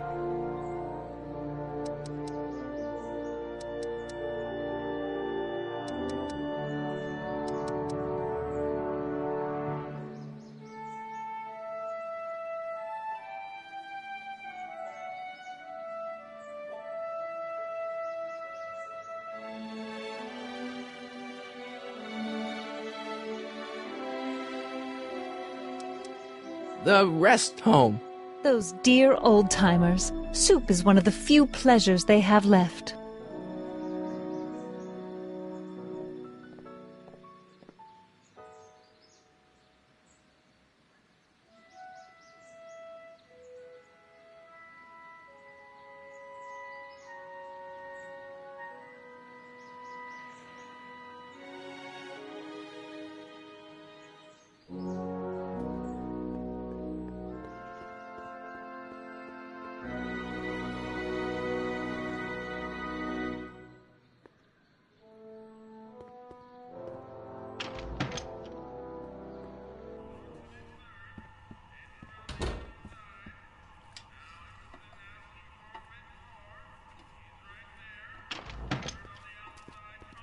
Hey, cue ball.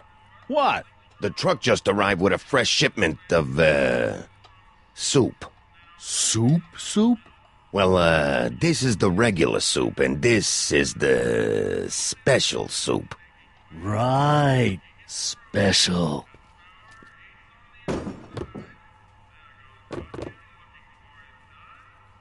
Hey, what are you doing? I'm spicing up the soup. It's my secret recipe. Listen, this ain't the Savoy, and we ain't here to feed these bozos no fancy soup. The boss has got a business to rebuild, so knock off the goofing and mind your post. All right. Just try the soup. Well? I can see why you want to keep this a secret.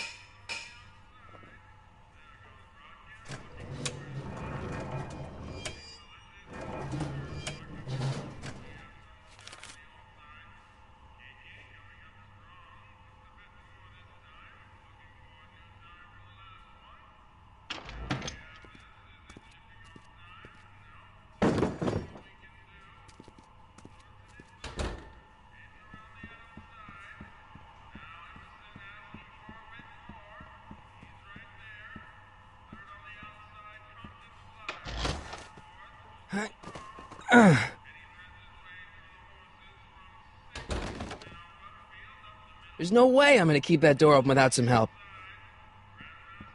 Huddle up, Emmett. Huddle? Just listen up for a second. Emmett, I can't get into the door over there. Those tables are jamming it shut. The door? So your plan is to just waltz in there and take a barrel of alcohol? No, of course not. That would be stupid, right? I'll say. Still, I'd like to get that door open. I can't do anything from out here. Well, it's a simple matter of physics. A lever, some sort of stop. Let me see what I can come up with.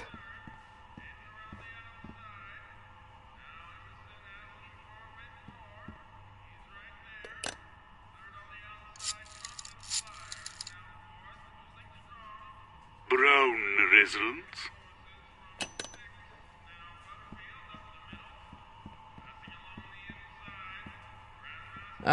Excuse me. Yeah? Could I have a bowl of soup? You're a soup kitchen. What do you think?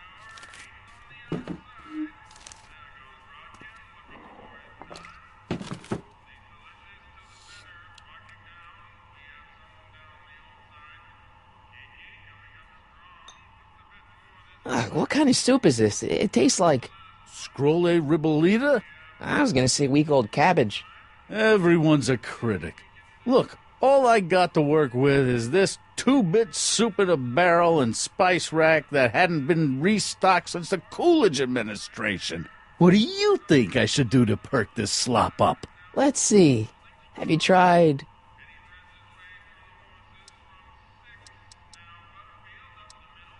giving the soup a little heat, maybe? Why, is it getting cold? No, I mean, like chili powder. Muy caliente. Oh, bit of a tough guy, huh? Actually, I like it spicy too, but it's gotta be edible for the common folks. Come on, a little dash isn't gonna kill anyone. Aw, heck. You got moxie, kid. Let's spice it up a bit, shall we?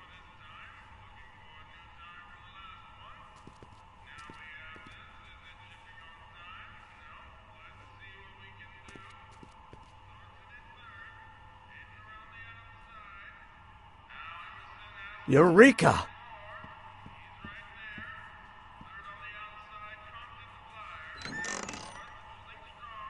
The kitchen's for management only, rummy. Whoa!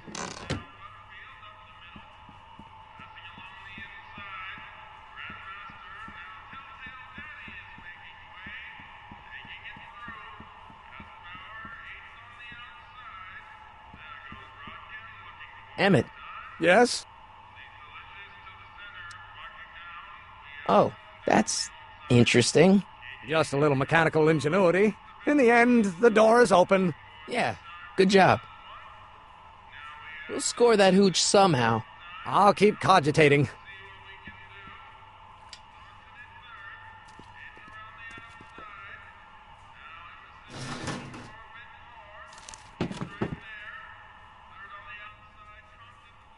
Pretty neat, Doc. Nope. I'm still not getting through here. But at least those tables are propped up now. Emmett. Yes? We'll score that hooch somehow. I'll keep cogitating.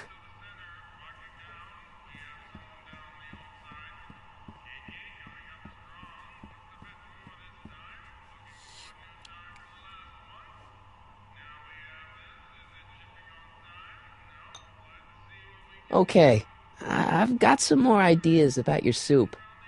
Do tell. Let's see. Have you tried... Paprika?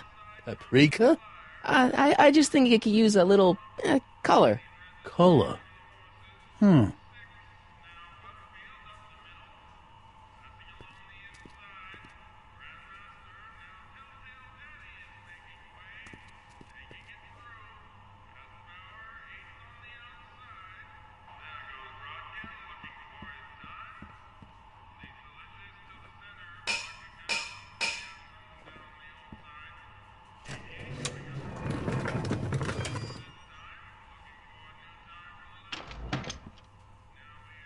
Ah, Miss Strickland. Come for some more soup? Come now, Mr. Donnelly. You know I wouldn't set one foot in this mockery of all that is good and decent if the poor of Hill Valley weren't so dependent on Mr. Tannen's overblown show of generosity. Was that a yes?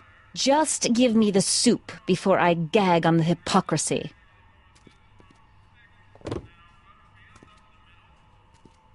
I'll tell the boss you said hello. I'll just bet you will.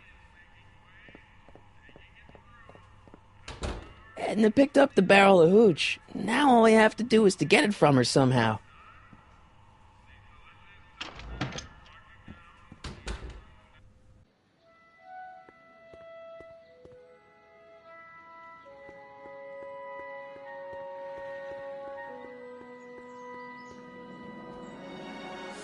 Hey, Miss Strickland. Oh, hello, Mr. Corleone. I'm afraid I haven't much time. The meeting of the Stay Sober Society is due to begin very soon. You asked me to tell you if one of the local charities is running low on soup. Does somebody need a visit from my soup cycle?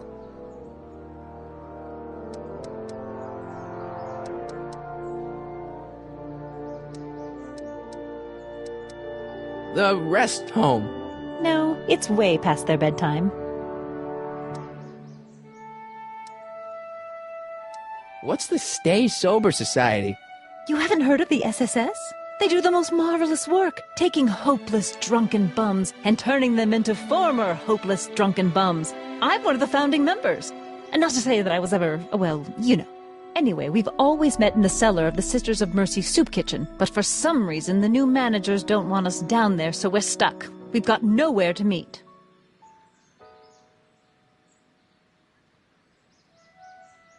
I got a book.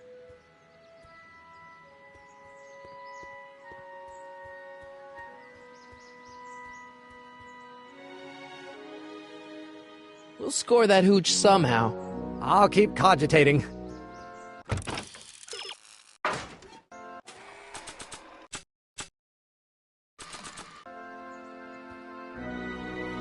Nah.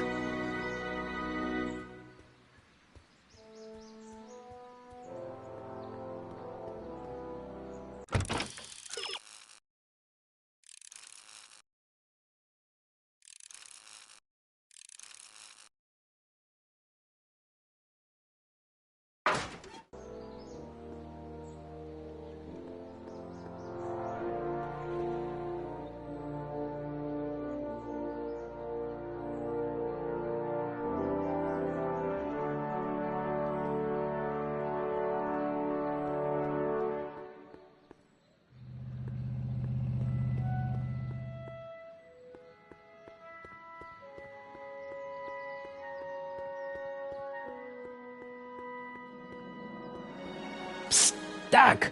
Morty! How goes the escape plan?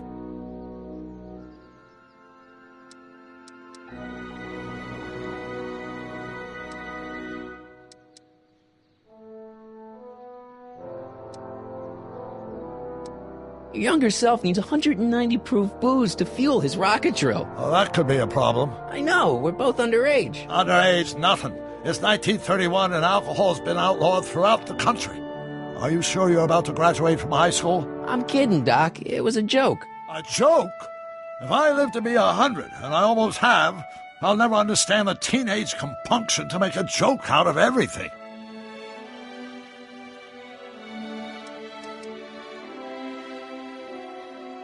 I know this really isn't the right time or place, but I found your notebook. Ah, so that's where I left it. Why'd you bring it here? Because the bank's selling off all your stuff. They can't do that. That's what I keep trying to tell him. Well, you hold on to it for safekeeping. We'll deal with my financial situation in 1986 after we save me from a grisly death in 1931.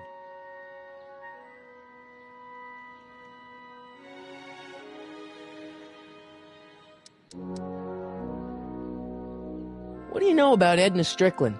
Edna? We never really socialized when I was younger. She was a few years older than me, and we traveled in different socioeconomic circles.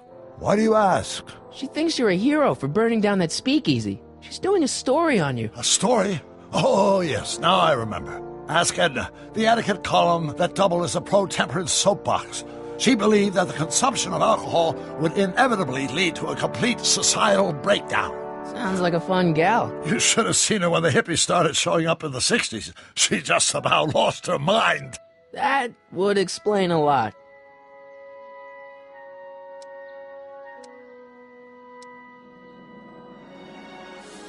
Hang in there, Doc.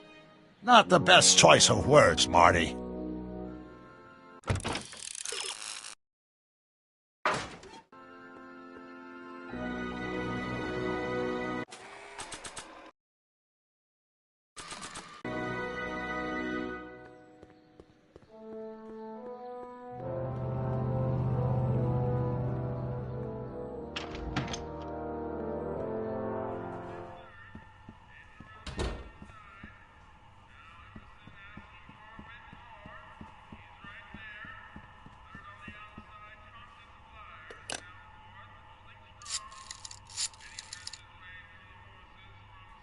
Brown residence?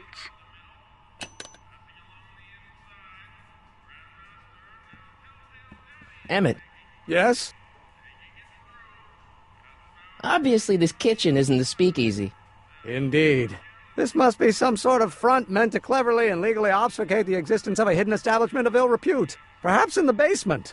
Right, that might explain the elevator. We'll score that hooch somehow. I'll keep cogitating.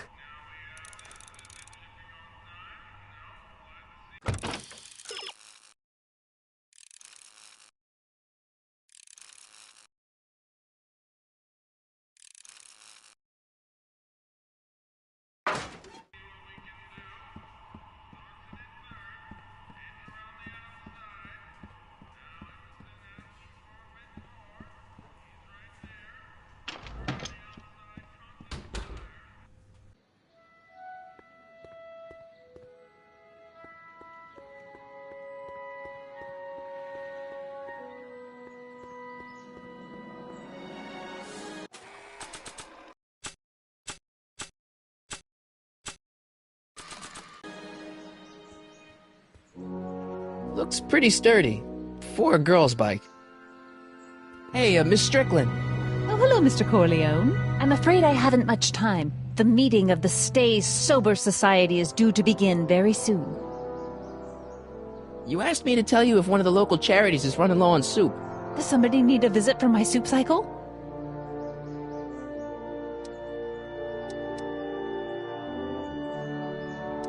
The insane asylum. No, too much soup makes them nervous. You asked me to tell you if one of the local charities is running low on soup. Does somebody need a visit from my soup cycle?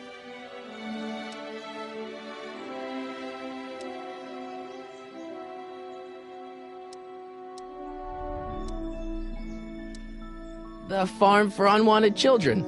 No, they've already received their quota for the month. You asked me to tell you if one of the local charities is running low on soup. Does somebody need a visit from my soup cycle? The Stay Sober Society. Yes, we do generally provide refreshments for the Stay Sober Society, but I'm afraid they may not be able to meet tonight. They haven't got a meeting space. I know a place where the Stay Sober Society can meet. Oh? Where? The Brown residence. You mean Judge Brown's place? Yeah, I happen to be good friends with his son Emmett, and he's told me the judge would love to lend his place out for, good causes like yours. Really? Why, that's the most generous, public-spirited offer I've received in a month of Sundays. Please tell your friend Emmett we accept. And the offer couldn't have come at a better moment. It's almost time for the meeting to begin. You asked me to tell you if one of the local charities is running low on soup. Does somebody need a visit from my soup cycle? The Stay Sober Society. That's right! They'll soon be gathering at the Brown estate, and we haven't provided refreshments. I can't get over the generosity of your friend Emmett, volunteering his father's house for our meeting. Huh? Wait there!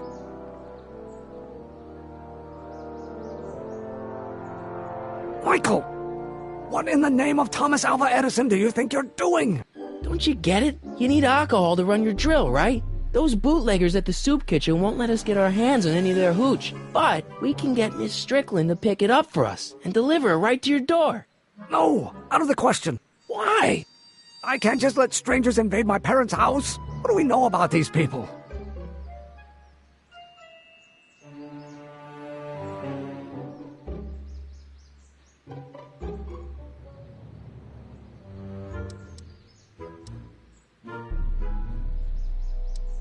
They're a bunch of really great guys. We don't know that.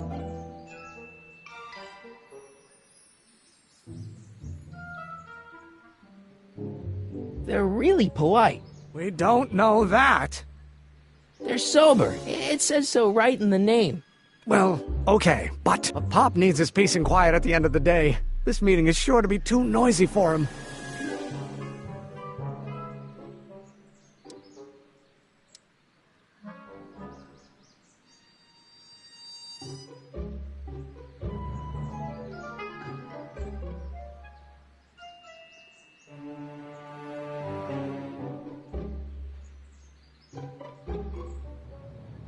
They'll be quiet. You'll be quiet, right? Oh, yes! I play my tambourine very softly. You hear that? Yes, but... But what? But it's still impossible.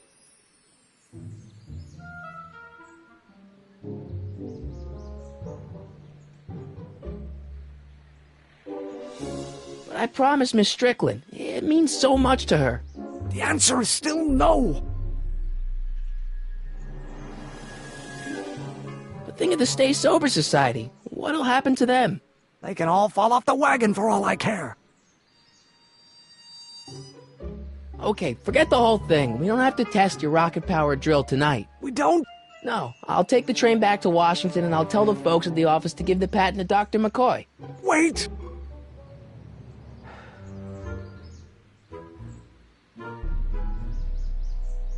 You will instruct the members of the society to wipe their feet before they come inside.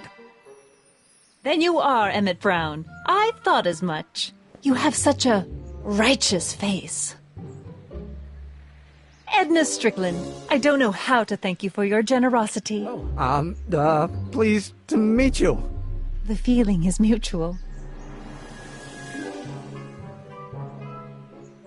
I've got a bad feeling about this. You worry too much, Emmett. Well, we've served the subpoena and gotten a barrel of booze delivered to your house. Looks like we're off to your lab to build your rocket drill. You do have a lab, right? What kind of future patent holder would I be without a lab? Come on! Doc! I'm off to get the rocket drill. Good.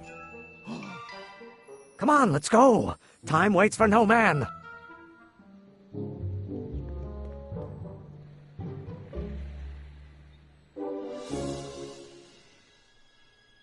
Are you sure this is gonna work, Emmett?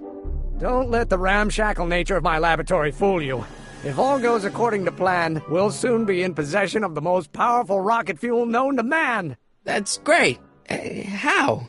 Well, it's very simple. This crankshaft induces a powerful direct current into the electrolysis chamber, producing hydrogen, which must be periodically released into the primary distillation barrel. While tending to the hydrogen, we'll also need to regularly sprinkle these shredded protein flakes into this aquarium of tuber bacteria to generate the necessary nitrogen to catalyze the reaction.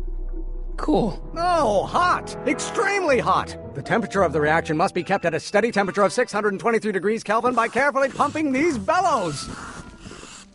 Any questions?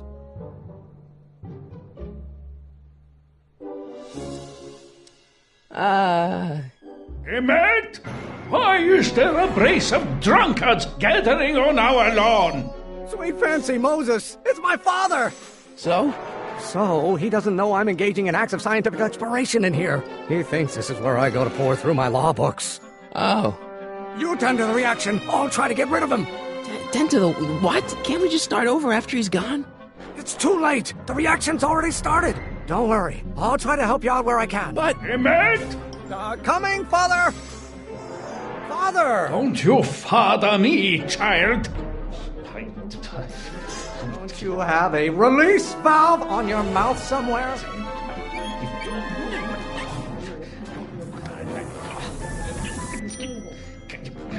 I don't know what's eating you, Father, but I wish you would go on a diet.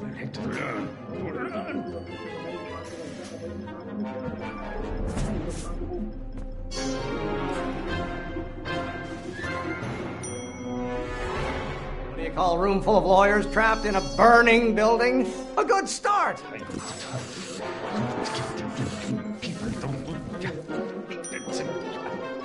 Excellent. Now twist the valve there. Great. We're about a quarter of the way home. Emmett, get back here! Oops.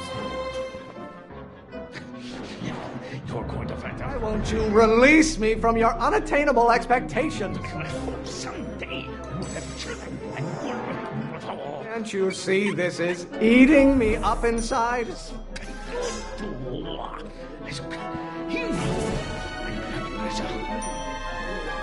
There is a flame inside me that cannot be quelled by your legalistic gobbledygook, Father.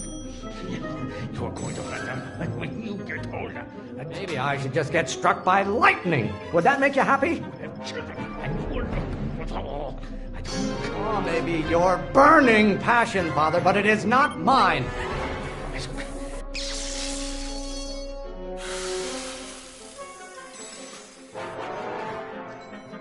Listen to the words I'm emphasizing. Don't you turn your back on me. I'm not just another one of your staffers who spins around you like a top. I hope someday you have children and you will look...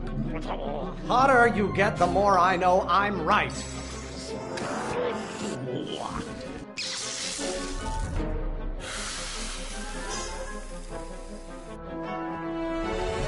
What did you do?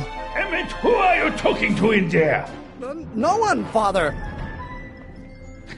You're going to find out. No idea what kind of pressure I'm under. I hope someday you have children and you will look... This isn't food for thought, Pop. It's gruel.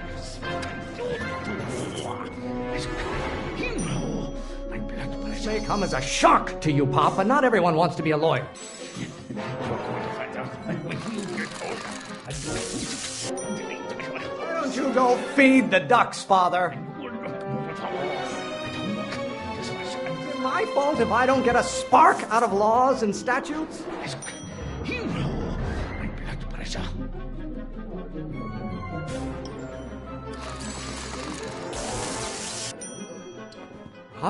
Halfway there. Emmett! Keep up the good work.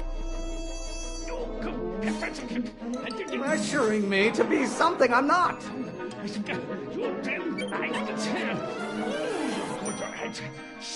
don't get to control my life just because you fed and clothed me for 17 years. Stop being such a crank. Can't you see this is eating me up inside? Burn your bridges so cavalierly, my son. Stop getting so hot under the collar, Pop. Pressure? You're a child and you don't know anything about pressure. Law? What use has a microorganism for law? Father, why don't you ever listen to me?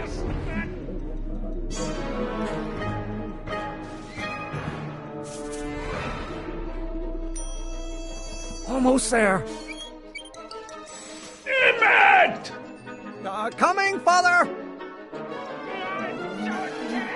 By Galileo's rotations, do you ever listen to yourself? This isn't food for thought, Pop. It's gruel. Really want to vent our dirty laundry in public like this? I strongly object to the current of this conversation, Father.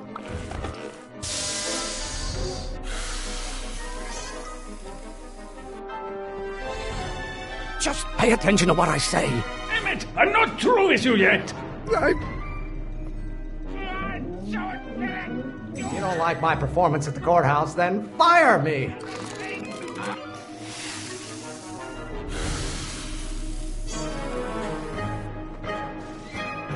I thought you were a scientist. Emmett! Why must you always scatter condescension my way?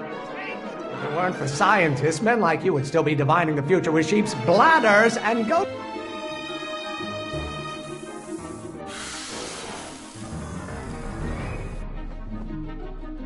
Don't touch anything until I tell you to. Emmett! Should I honor your wishes? You treat me like common bacteria! Stop being such a crank! I know who invented fire, Pop. I don't know either, but you can be damn sure it wasn't a lawyer. You don't get to control my life just because you fed and clothed me for 17 years. Lawyers are nothing but overblown bags of gas! I don't know what's eating you, Father, but I wish it would go on a diet. Law may be your burning passion, Father, but it is not mine. Maybe I should just get struck by lightning. Would that make you happy? How many times do I have to prove myself to you before I can shake your overbearing criticisms? Why are you always bellowing at me? Why don't you go feed the ducks, Father? I'm afraid we'll have to take this up later, Pop. My soup's about to boil over. What? This isn't over, young man. Whew. Are you okay? You and your dad sounded... It was an argument we should have had a long time ago. We... Oh! Oh! What?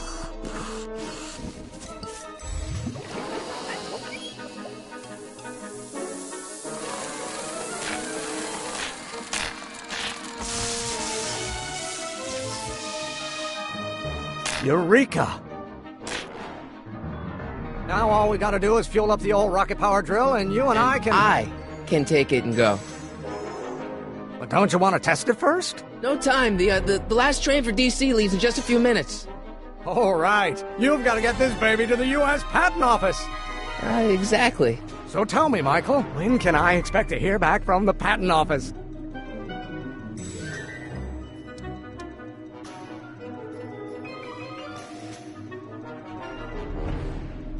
Oh, in about, I'd say... I can't. Huh? Emmett, I'm not from the patent office. I don't understand.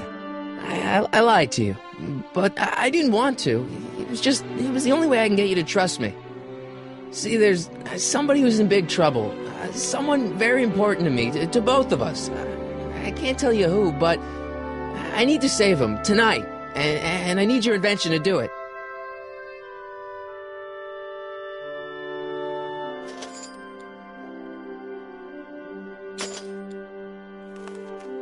I'll get it back to you, I promise. And, Emmett, you're gonna be a great inventor.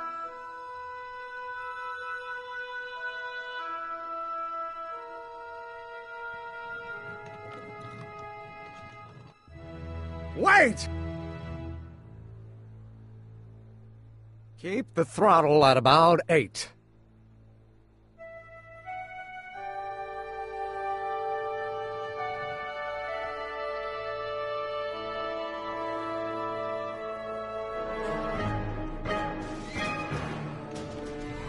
Okay, Doc, I got the drill. Now let's get you out of here. Come on, start.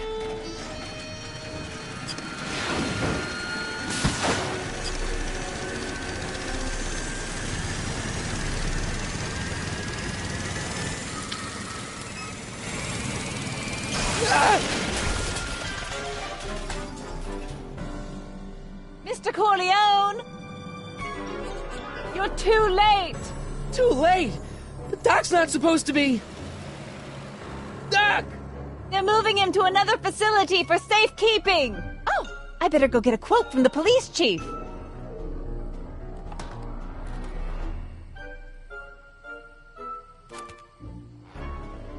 Paddy wagon intercepted. Suspect slain. And they're still after him. But how am I gonna rescue him now?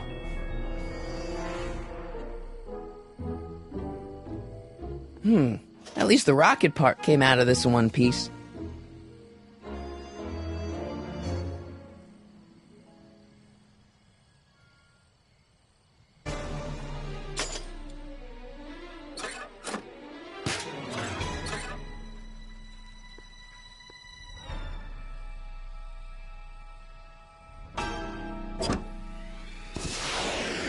All right, I'm coming, Doc.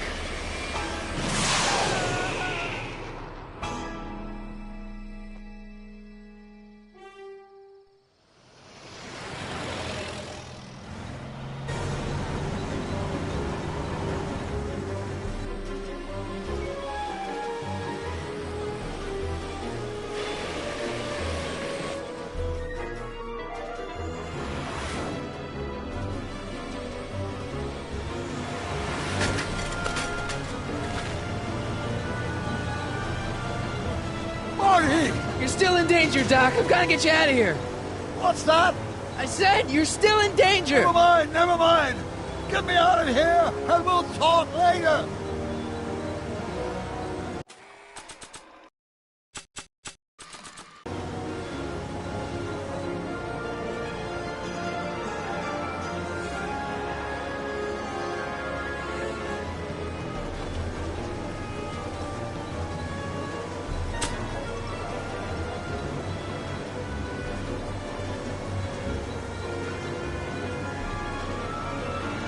What's he doing here?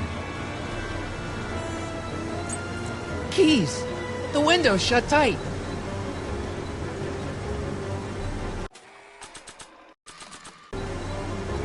No good. The window's shut.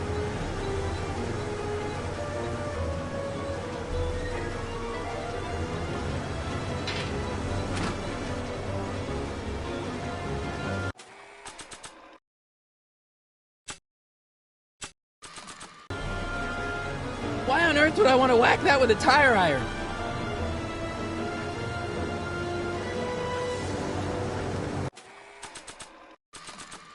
Why on earth would I want to whack that with a tire iron?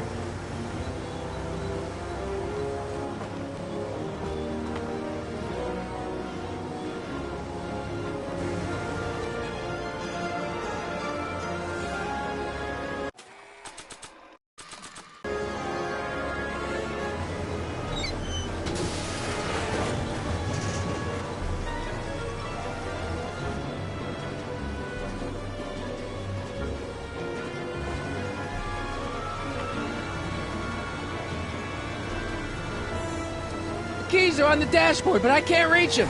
You need a protraction appurtenance. What? A reach extender. Kid Tannen's driving the truck. Kid Tannen? That explains a lot. I'll be back. I'll wait right here.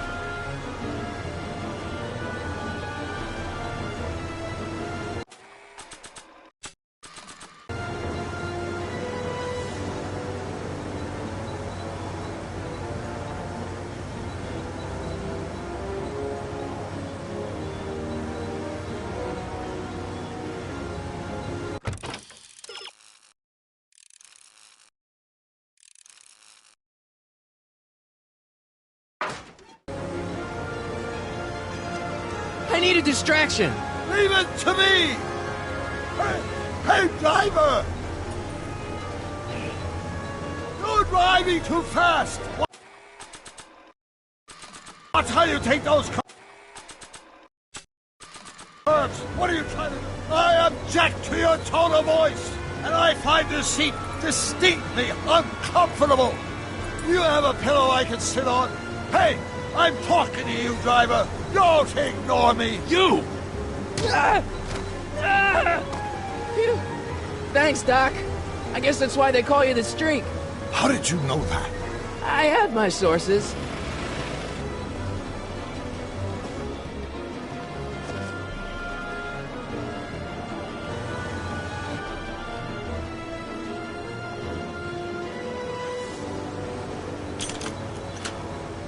locked!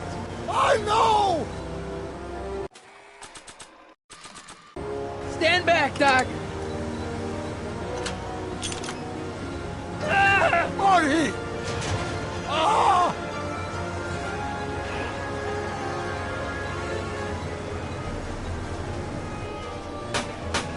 How you doing, Doc?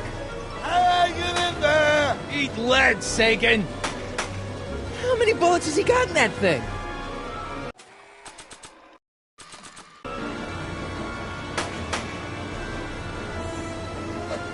Ow! Son of a bitch!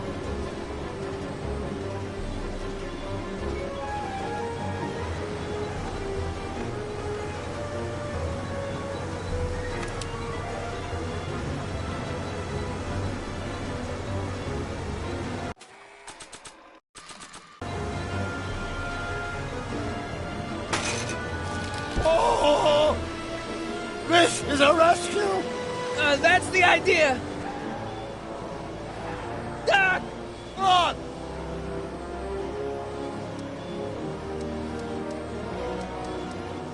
Doc! The throttle! Why? Oh!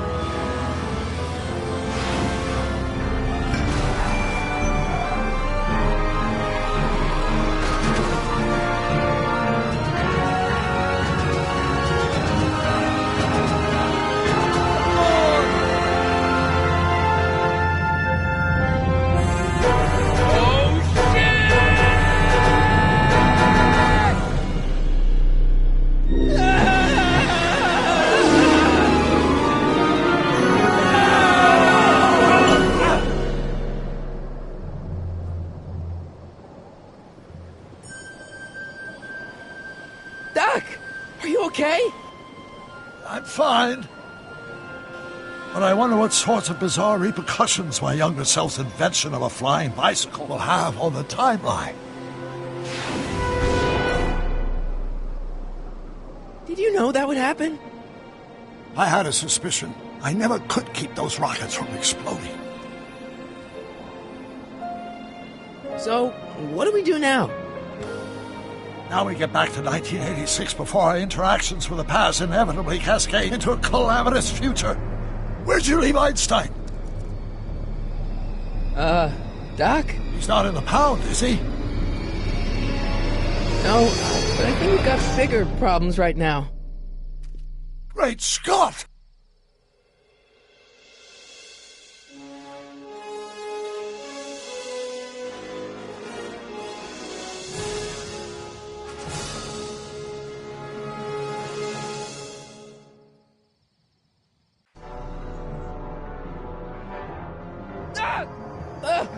What's happening? I don't know. We'll have to be careful not to run into ourselves. Hey, fellas. All right, McFly. Let's go see the boss. History says Tanner will be arrested by a rookie cop by the name of Danny Parker. I fear that nothing will save Hill